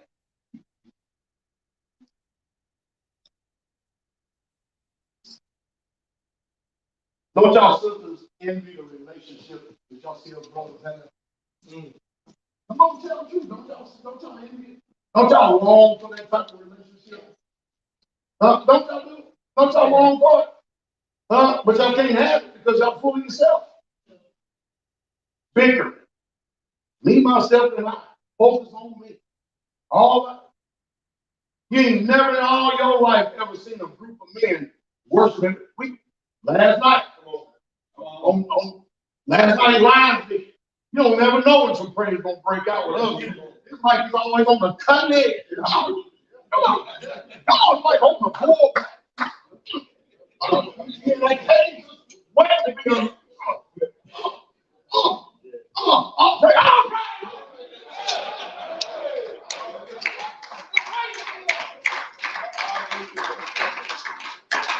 And what? Glad. Glad. Glad. Glad. Glad. One of the reasons why our brothers we have peace with each other because we actually deal with each other. Never do. No, brother. We need to talk. Y'all want to talk to somebody else about the person you spoke to. Yeah. Jesus said, you have an ought with your brother, but you never want to. Oh, it hasn't been long, but we're going to fight it and think we're going to work y'all's righteousness by going around.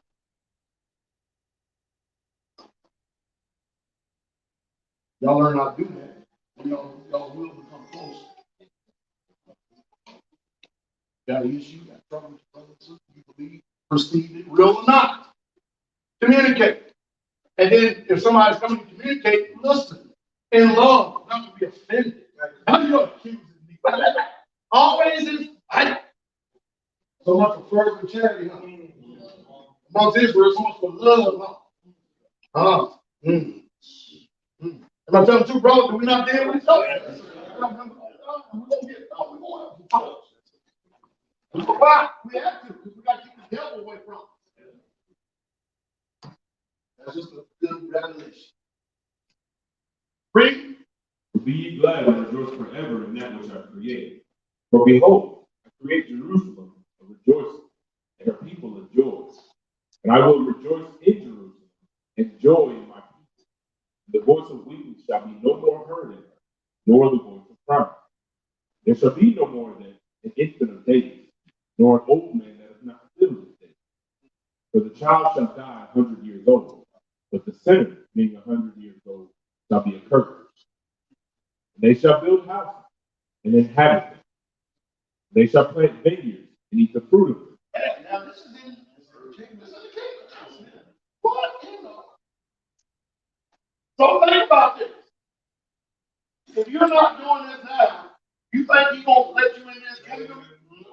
This ain't gonna be well beyond us. See, your performance now is going to determine what your position and place is going to be in the kingdom. He ain't trying. It's just that in the kingdom we won't get tired. And the king won't be no mosquito.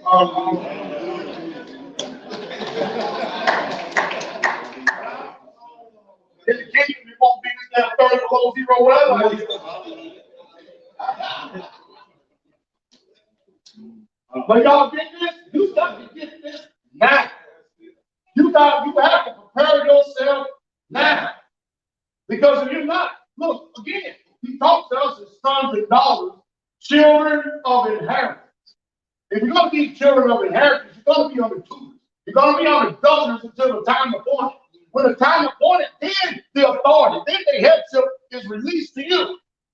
So, but if you're not under tutors and governors and authorities to be able to learn how to perform as an Israelite, now you can forget it in the year to come. And are we not children? Yes. Come on. They shall not build in another inhabit. They shall not plant in another eat. For as the days of a tree are the days of my people, and mine elect shall long enjoy the work of their hands. They shall not labor in vain, nor bring forth for trouble, for they are the seed of the blessed of Yahweh. Because we are the seed of the what? Blessed of Yahweh. Oh, hey, you know what? I just had something come to my mind. Maybe that's the reason why people don't really truly labor in this video like this, because they don't know they're the seed of the blessed. When you know you are the seed, you perform like it. It's not even a question. When you know you're great, you act like you're great. You know you're good, you walk like you're good. You have confidence. That's right. That's right. Huh? Ain't that right? Sister wise, when you know your value is good, they don't want to because you be jealous. You know your goods and your values is right. Well, good.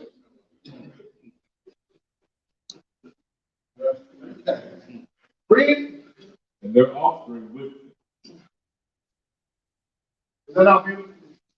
Next. One mind is the hardest part transforming a mind of captivity. Come on. TTIU, I'm coming from the scripture verse, 7:24. Therefore, everyone who hear these words of mine. We're not talking about you being able to hear the noise or the voice or the inflection. He's not talking about that. Everybody hears that. Everybody does. He said, everybody hears the words of mine. Y'all should say it. And does it. One more time.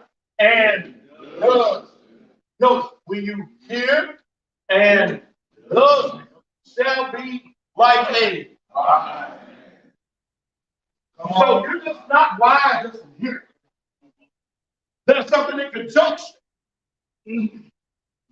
Hear them and does them shall be a wise man who built his house.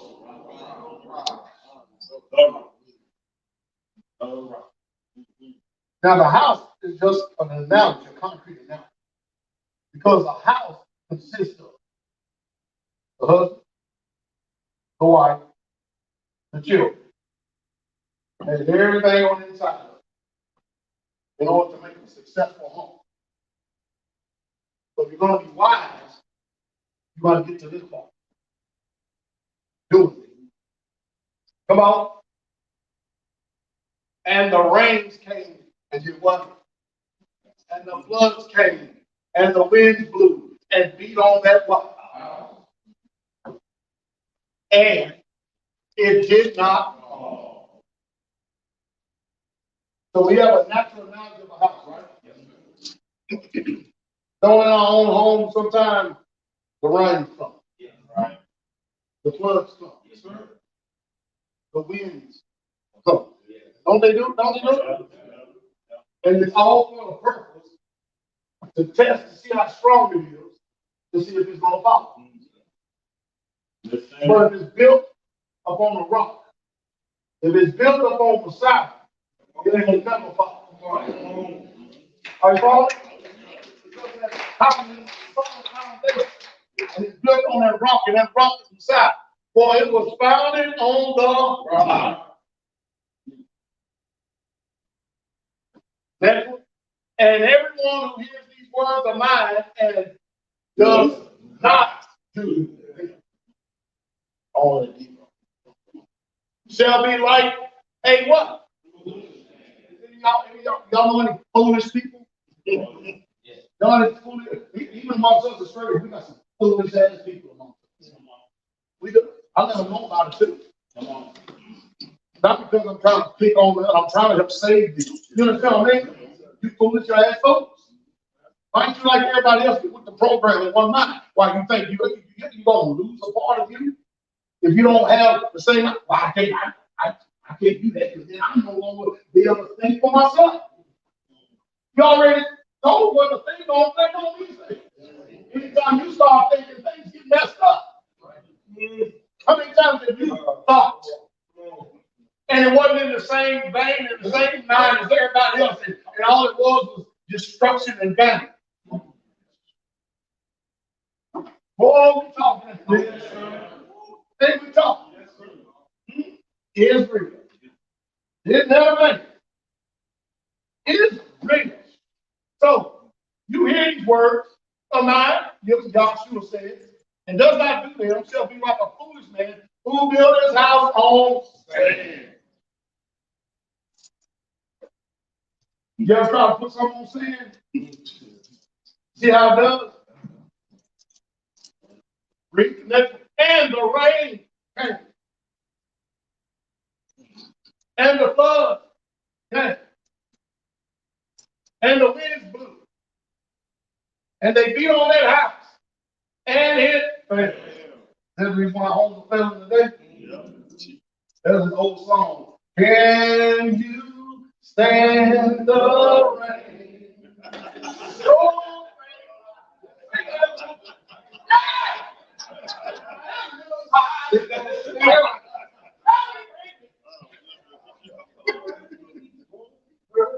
come on, man.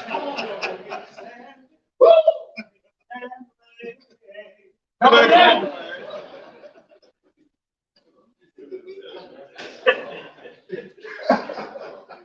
So we're using the concrete analogy of a house, but it's really about your individual home. Your individual house. You know, in Israel, we'll get a little personal here. One problem that we have, a great problem we have in Israel, that we have not learned from the other nations, which is, wise in his aspect. Too often, too many times, more often than not, our perspective and point of view of each other is very low. We diminish each other. We speak evil about each other. We take all the contrasts, the same way that the world has everything against us. We even echo the same sentiments of our own self. Give me an example. The white man gonna have an affair, he has a bitch. The black man gonna have an affair, he's a damn dog, piece of shit, ain't worth nothing. You contrast? Yeah. Bill Gates just got finished getting divorced, right? You know about the divorce, but it ain't all aired out all over the world. But what happens with us is something else. See what I mean? Showing you how steep the devil is in. See what I mean? Even in a fall, we don't even know how to pick each other up. Are you talking? Even when somebody else falls, we forget that there could be you one. And we don't approach that person to see where their heart is with compassion, to try to restore. Yeah. We're trying to go in. See, the truth is, the white man, he teaches his daughter how to be married. The white woman prepares them for marriage. I'm not saying everybody. Right. But when you go look at the statistics, go on Google and look at the statistics and see how many black people are divorced. Black families over white families. Everything is standing up against us. And we're our own worst enemy. Our own worst enemy. There used to be a time that mama would always stay in the fight with the man, no matter what. Even if Papa was a rolling stone. They throw in the top. Tear the family home. Take a man away from the seat. We're talking about as Israelites now. We're not talking about as being jacklegs and all this other stuff that we used to be. We're talking about right now, putting forth the effort, putting forth the foot, and striving to enter in. We still have to deal with this insanity and chaos in the home. Because we still have this low point of view, this low perspective, low view of ourselves. And we got to rise way above that. We got to, because they're not the destruction going to continue to keep on going.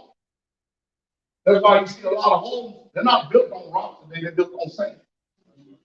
It's easy to destroy because there's no foundation. Women didn't have this like a flight spirit. And anytime something came, their answer was to kick traces and run. They weren't built that way. They were built to be a keeper of a home.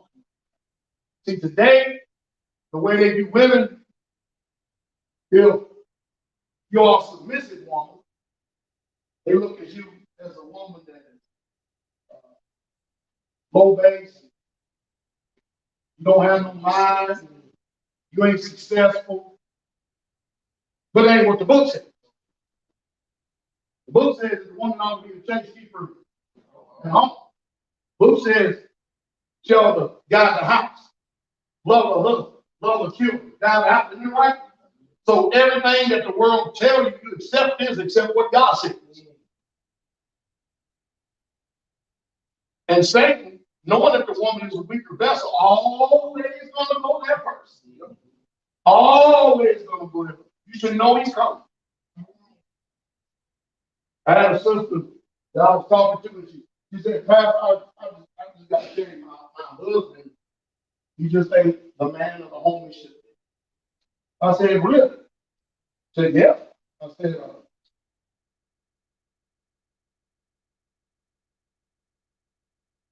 you have a house? Yeah, oh, yeah. You protect it? Oh.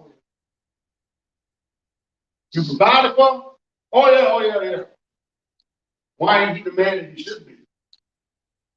I said, let me buddy, because he ain't doing what you want him Let me just go and put it. Ain't that right? How about instead of you trying to make him what you want him to be?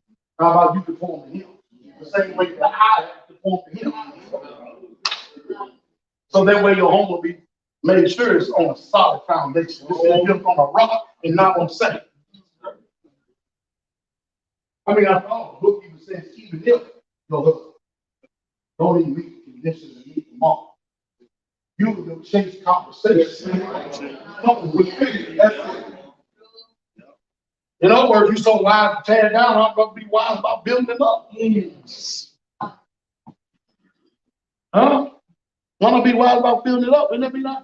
Because the Bible says a foolish man plucks down the house, or say a foolish woman plucks down the house. Oh, okay. Says we always put emphasis on them because Satan always used the weaker vessel. You think he doesn't stop with Eve? He didn't stop with Eve. Adam's still just as stupid as he was yesterday and today. And Adam still don't. Adam. You just got to know who you are and what the potential is. We still in the same position, same place. So we got to reverse the reverse psychology that's been against us. Contrary to it. And we have got to rise up above what society has taught us, what your own home training and family has taught you. You got to be better than that because you have to put yourself in a position so you can teach your children the right way. So they don't succumb to all this foolishness, this frivolity, this low baseness.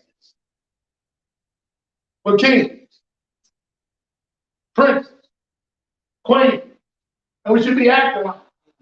We should be living like it. Does that make sense? Because either one thing or the other, your house is either built on a rock or it's built on sand. If it's built on the solid foundation of the Messiah, I don't care what storm comes. The house is going to stand. I don't care how much the wind blows. The house is going to stand. I don't care if a flood comes. What do you see? The house is still going to be.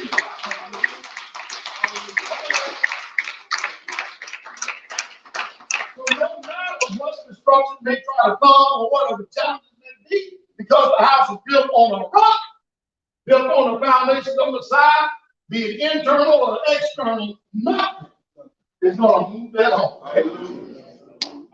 That's the way we should have our minds, spirits, and focus. Come on, son. The Son of Man shall send forth his angels, and they shall gather out of his kingdom all things that be. And where is he going to gather them from? Out of his kingdom. I'm living in this. You're just going to say, yeah, there's a lot of people going to keep. Everybody going to keep, but everybody ain't staying. Oh, you're going to send forth his angels, get all things out of his kingdom that offend, and to them which do iniquity. And iniquity is lawlessness, right? Remember we did a teaching in Jeremiah 33? Look at this iniquity. How much iniquity do you, instead of focusing on everybody else, how much iniquity do you have in you? Instead of being mad and upset at everybody else's iniquity, what about your own? We don't work on that because remember, if we all in the kingdom stuff, he's not going to set up there and give you a banner or a golden star or check of righteousness because of all the reproving and rebuking and correction you did to get everybody else right. He's going to do it because you're a fan and you're doing iniquity. You're the one are going to be read on holiness and shall cast them into a furnace of fire, and there shall be wailing and gnashing of teeth. And the Most High Yah gives us these messages to help deliver us from ourselves. To make sure that it's ever before our conscience.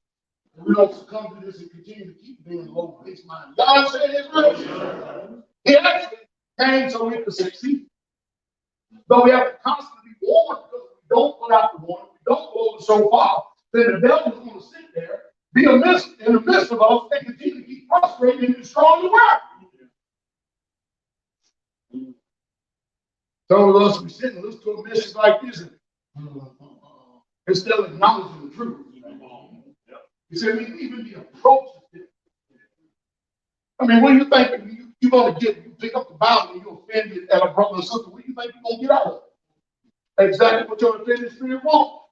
But if you approach it a little bit different, you look through it with different lenses, good clear lenses, and look at it from the deceitfulness of your own heart, then it'll minister to you.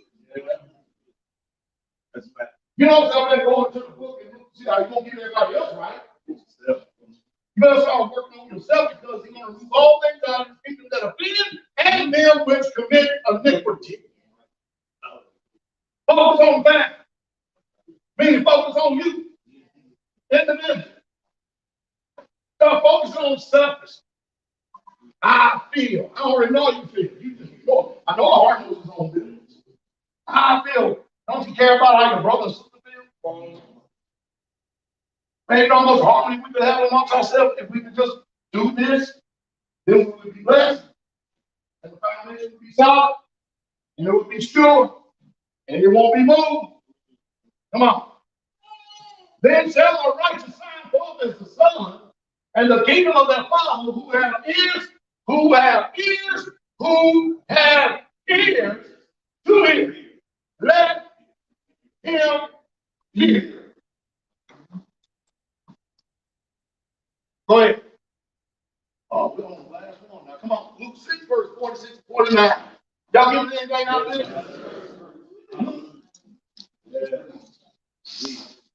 Y'all know all throughout the renewed covenant.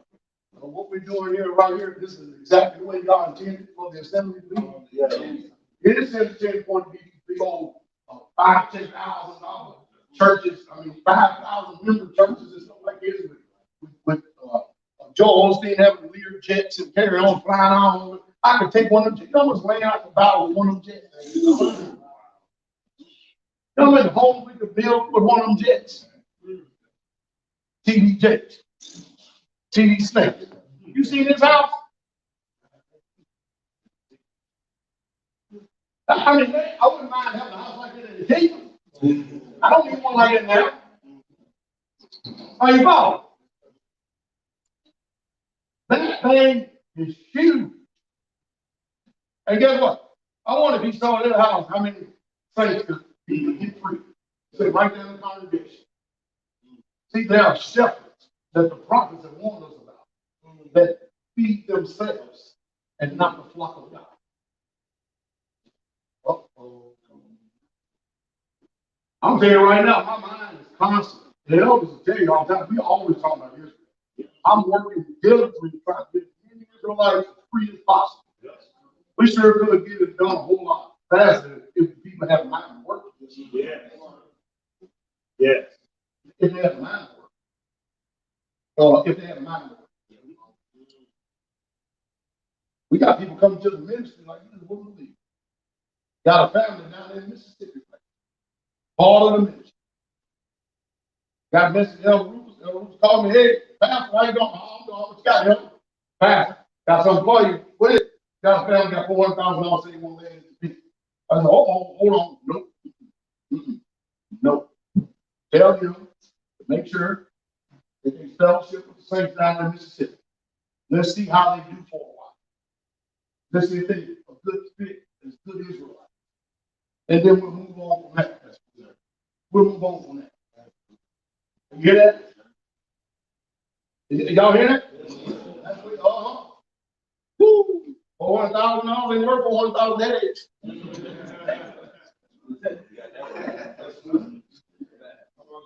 I'm not saying that they're headaches. I'm saying, but 1 Thessalonians 5:21, prove all and do what? So I mean, I gotta be proven. You gotta be proven. They gotta be tested. We gotta be tested. We gotta make sure because believe me, nobody coming with that kind of money is playing games. What they're doing is saying, I trust you. And you got $5 for them. It's telling the truth. $5 for them. Huh? And them brothers out there in California turn around and gave what? $308,000? There you go. Trust.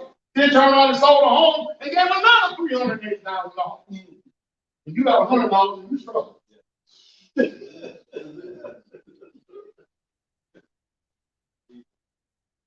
Oh, man. Look out! Yeah. I'm a pretty good steward of money. I know how to do with money. So I've been saving money for years, right? I probably gave out $200,000. Gave it. Gave it to who? I didn't give it.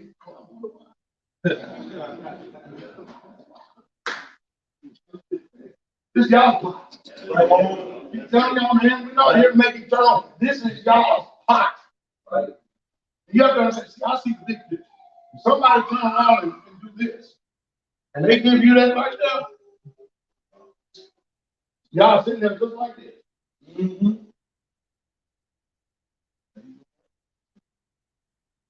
That's what he does. And you know what he sees? Buying land, buying a house, buying building material, buying equipment, getting it done. Why? Because they, without us, could not be made perfect. You can't do it alone. You can't do it alone. You cannot do it alone. Why do you think the brother always so eager to come up here and get the work done? Huh? Y'all seen it this year.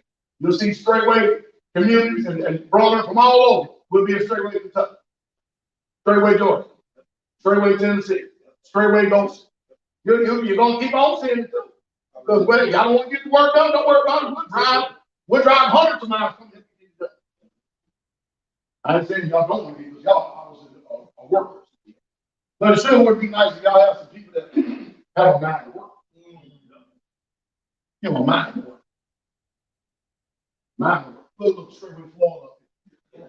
They already just doing everything. Every time they go somewhere, they working and blessed. But Tony and all them, man, they can get it done. My girls really get it done. Everywhere we go. And the Most High gonna bless them for it too. You got communities up here in Clarksville. Brother Ron, Brother Steve just came to hey, Pastor, I want to talk to you. I'm not going to talk to you on Saturday because you say you don't want to do counseling. I'm glad I thought of that. I just had a thought because I'm like, you know what? I'm getting ready to I mean, heads of communities and other stuff. How many times you counsel people on a thing more than once and they still ain't heard? How many times? Raise your hand. Raise your hand. How many times? How many times do sisters counsel sisters on something and you've done revisited that thing again and it still ain't working? Ain't listening. Oh, look at this. You know what I'm gonna start doing? I'm gonna start having everybody charge y'all $100 an hour. I bet you won't come to counsel everybody. Look at look. What's that? You know what in the book says we can't charge you for counseling. Because you think about this for this foolishness for a second. You got to tell somebody the same thing 2 or 3 times. Listen, you're eating up that counselor's time. You're draining their energy. They could be somewhere doing something productive for the kingdom. And they're wasting hours listening to you who ain't going to do nothing. Who ain't going to change. This stuff needs to be non-negotiable. $100. Book of session. I bet that foolishness will stop. How much foolishness you think it'll stop it? I guarantee you, anytime you got money, teeth in the game, it'll stop that foolishness. I guarantee you, then we can take that $100, put it right back in, and say, thank you for helping us buy a silver box. At least we didn't waste our time. Y'all hear that? Yeah. Think about it.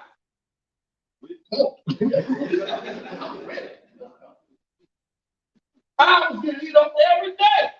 Listen to people who ain't got the mind you can change. Anyway, Brother Ron, Brother Ron said, hey, bro, I said, Brother Ron. I remember I told you about everybody make you up his name, right? Talk his name. Got that? That was a whole bunch of names. We had hands everywhere. Bunch of them. Brother Ron and Brother Steve came over the house. Hey, Pastor, how you doing? You know, I'm doing fine. You know, doing fine. He said, hey, we got an idea. I already know what it is. Yeah, yeah, what we do. Well, we got $150,000 in this house. We got $120,000 in this house. We're buying it, and we think about all moving on together. One community. I said, that's a good idea. That's a good idea. I said, well, only one problem, which ain't a problem at all. We don't know who's going to be the leader. They said, don't care. I said, I know you don't. I know that's why you're here. But whoever y'all said, that's what we're going to do. We'll roll with that. Put the wrong person in leadership. I didn't say them, I'm just using in general. Put the wrong person in leadership. And people got to remember this. If people are brand new in leadership, you got to afford them the mercy and grace as well, because they're growing too. I mean, I made mistakes. I made a lot of mistakes, but I also made a lot of righteous choices. You know what I'm saying? Oh, yeah. So, but it's amazing how we are just totally intolerant of leadership failures. But when you fail, we pat you on the back and encourage you. Say you don't pray. You know what I mean? And we don't put oppression on you. We don't judge you. We don't put a mouth on you. Carry on. But when I fail, boy, the sun just came out of the sky. The earth is open spirit. I mean, it's crazy. It's to the zenith. What a hypocrite. Is that not hypocrisy? To the higher? Y'all me go back to the sea? This is how we get talked to the straight. And this is what's going to affect. Hallelujah. Come on. Come on with it. And why call you master? Master. How many people do that?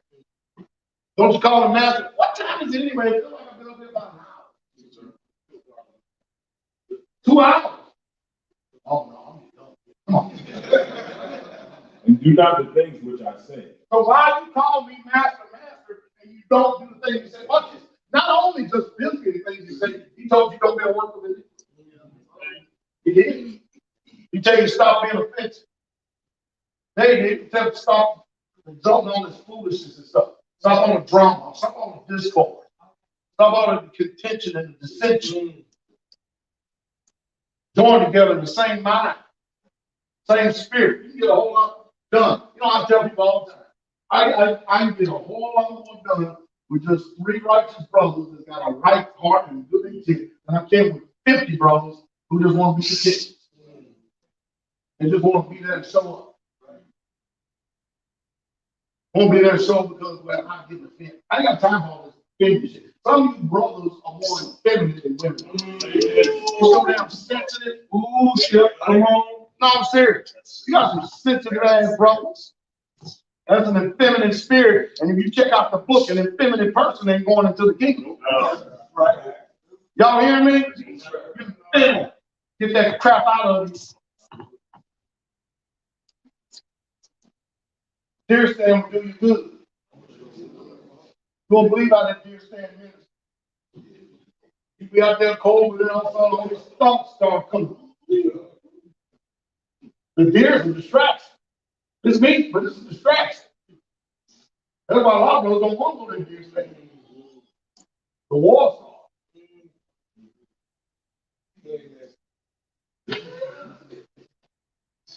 So if you ain't never been in the deer stand, you don't know.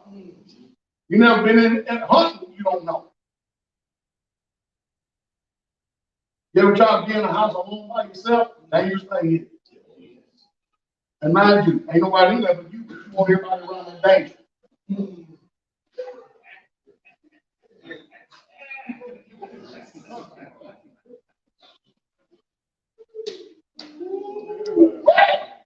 Getting hot, yeah.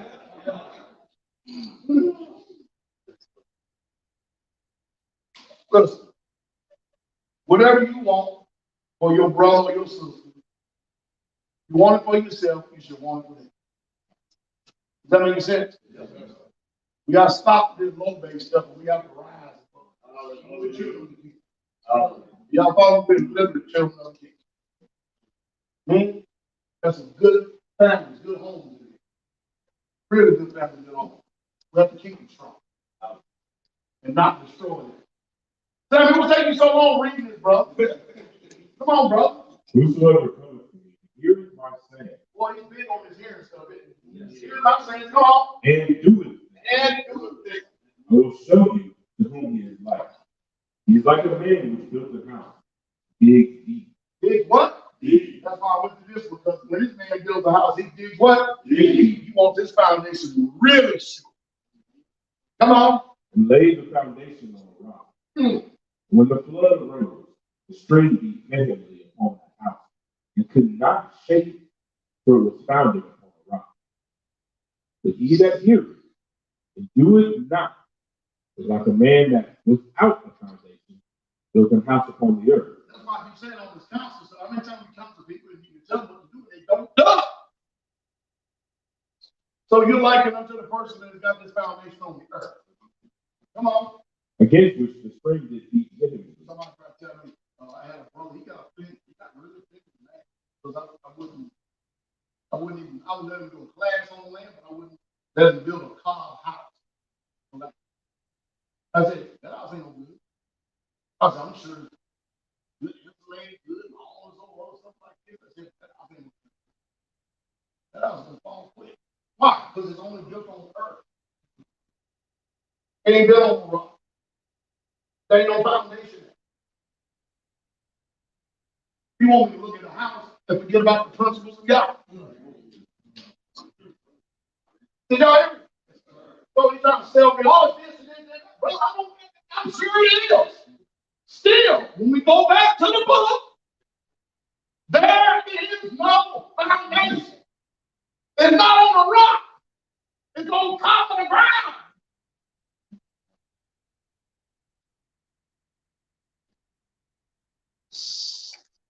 If you can't improve on the side, he's the word of God. That's the word of God talking to us.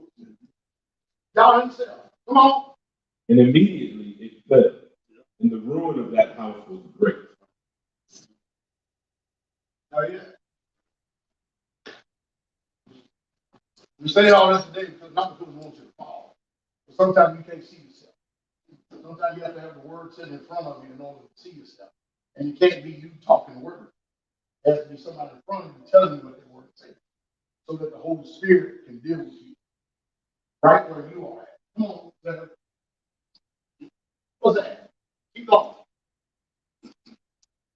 Read. So shall you divide this land unto you according to the tribes of Israel. Keep going. You gotta keep doing it. And it shall come to pass that ye shall divide it by lot for an inheritance unto you, and to the strangers that sojourn among you. Now watch this. Notice when we have land, it's gonna be divided, right? You know, maybe you're talking about the analogy of homes or something like that, and it's just not restricted to that.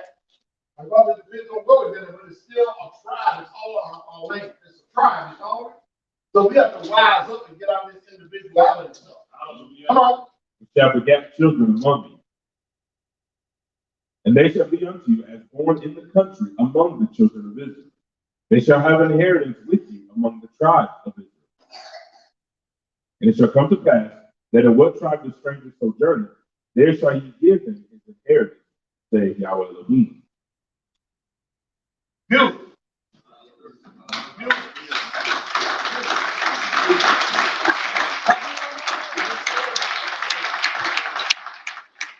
Well, I hope y'all really truly take things to heart. I mean, take it to heart. I'm talking about taking it to heart and having a heart to want to be transformed. All right, but this is a pretty deep word. This is a good word right here. One thing you should take away from this, knowing that the house just ain't going to just appear. He tells you to build. He tells you to build. Not a lot of people that want to live on community. We get the places prepared, but people are not prepared for the place. I already said it, right? And we truly are building towards that end. We really truly are. I'm hoping to acquire some more land to have another community there in Tennessee. I'll find somebody who's going to run that. You understand me? Because y'all got to get free. You've got to get free. Israel's got to get free. Isn't it nice that you don't have to go out there and put all this money in this bunch of foolishness and stuff like that? You can actually put it into helping Israel get built. And then when you look at all these little ones around here, And just like they don't have to labor and toil when we do, but we're doing to teach them wisdom. And we have to make sure that on this land that they're working. I always said to my son, I said, listen, I don't know, never know. The Bible says, train them up when they're young, when they get old. I don't know how old it is. On the bar on the plate, but I will tell you this. As long as you're out here, as long as you with me, I'm going to work your ass after dinner so that I don't have to worry about you providing for yourself, even if you choose to get out there and do the work. Does that make sense? So at least put work ethic in there. At least put a work ethic in there. But if they have no work ethic, you ain't got one. You got a complaining ethic, that's what they're going to do. Complain. You got a murmuring ethic, that's what they're going to do. So if they're around brothers with positive influence, then they're more likely to turn out that way unless they get around a bad seed. So you also guard when people come to the community and the children, you can discern a bad seed. You don't want them around the children.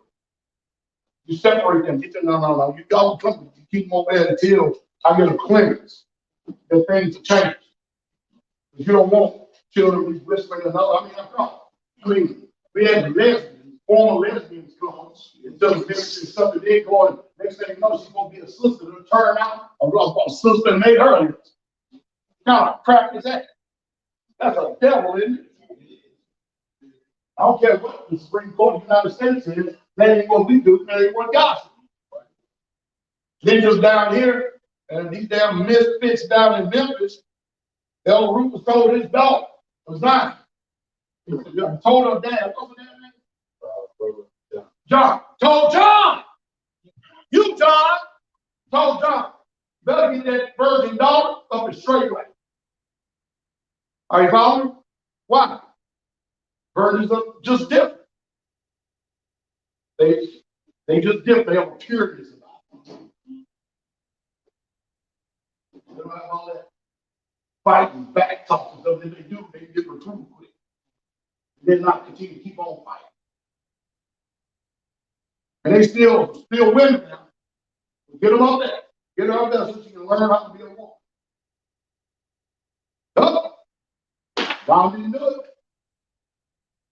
What's the other guy name? Martois! He got like 5 babies. Is that right? 4 babies, but how many? 1 woman or 2? 2 wives. They try to do his community thing and stuff, but he ain't with them and the children. Next thing you know, he goes and he sleeps with his and lays with his virgin daughter. And we supposed to have this, what he said, what? Took this damn woman for dinner. Then the dad's so damn stupid, dumbass, he don't even know how to go in the situation because he's interested in her mother. In his mother. I'm like, look at this shit. This sounds like some damn nigga trash shit. That don't sound like the way Israelites do stuff. So he got no sense to get upset, so I get upset. Boy, how long was I there when you bought dinner with me? I had to actually get off the phone. I was burning. You talking to, didn't you? Elder Rufus tried to reach them. He said, brother, I want you to read this passage right here. And you get back with it.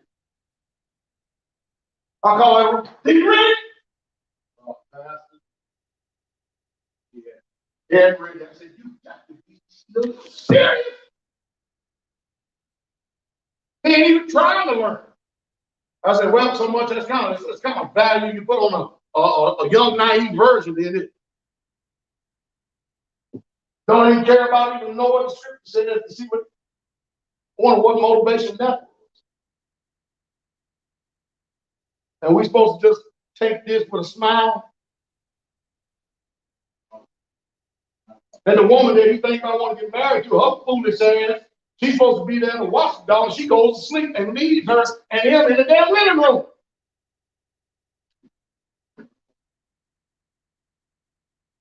I told her, I'm telling you about Dowell and Memphis ass. I asked Elder, I said, one question I asked you. Can you tell me all the question I asked? Talk loud. He asked you, can you give me one positive report? One. Just one. Just one. Here's the deal with these people. I asked for one positive report. I don't even know if they're Israelites now. I don't, because what I see, there's so much iniquity and lawlessness and everything coming out of there. I don't see not one piece of fruit. Now who won't be passed? So it's a labor, even trying to just keep people righteous and trying to strive to righteousness.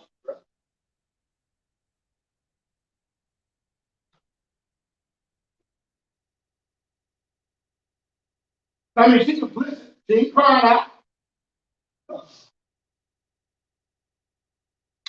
Had an opportunity of a lifetime, been deflowered and squandered her virginity. And then the dumbass father don't even have me even mourn this. He don't even know what the book says. He don't march on, but I do. You got a $20,000 iniquity price to pay. You don't pay that, don't even come back to Straitway no more. That's how you do that. It's sad, isn't it? So you wonder why we always trying to run a tight ship because we're trying to keep righteousness. Righteousness do what? It exalts a nation, but sin is a what? A reproach to any people. Right. And we have to say this, bring up stuff like this because hey, you know, if you want to go ahead and foolishly do it, I'm open, so we won't put y'all open. What disturbs me is I don't see nothing wrong with it. I don't see that's bad. When you that damn blind, you know, is that the problem with us today? A lot of times we doing shit, don't see nothing wrong with it. Ooh. So y'all pray for us. And most of y'all keep giving us up. Anyway, hallelujah. Hope y'all enjoyed today's message.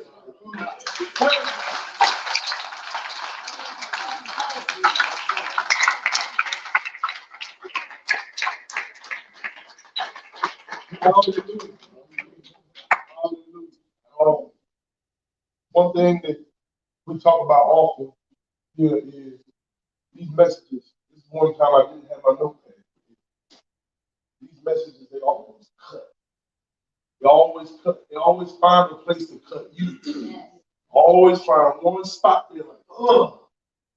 But the good thing is, we help them realize that we are not king. So we have an answer. And it first starts with us humbling ourselves. The cutting didn't happen in no direction after that. Literally gave you the answer to the test. You got to sit down and take the test. Let's just keep getting better. There's no other way. We know there's no other way. It's out there. There's a way out there. That we know what that means. Let's keep doing this and let's keep doing this together and do it strong. Hallelujah. Hallelujah. The words of my mouth, the meditation of my heart, acceptable in your sight. Yes. Hallelujah. Hallelujah.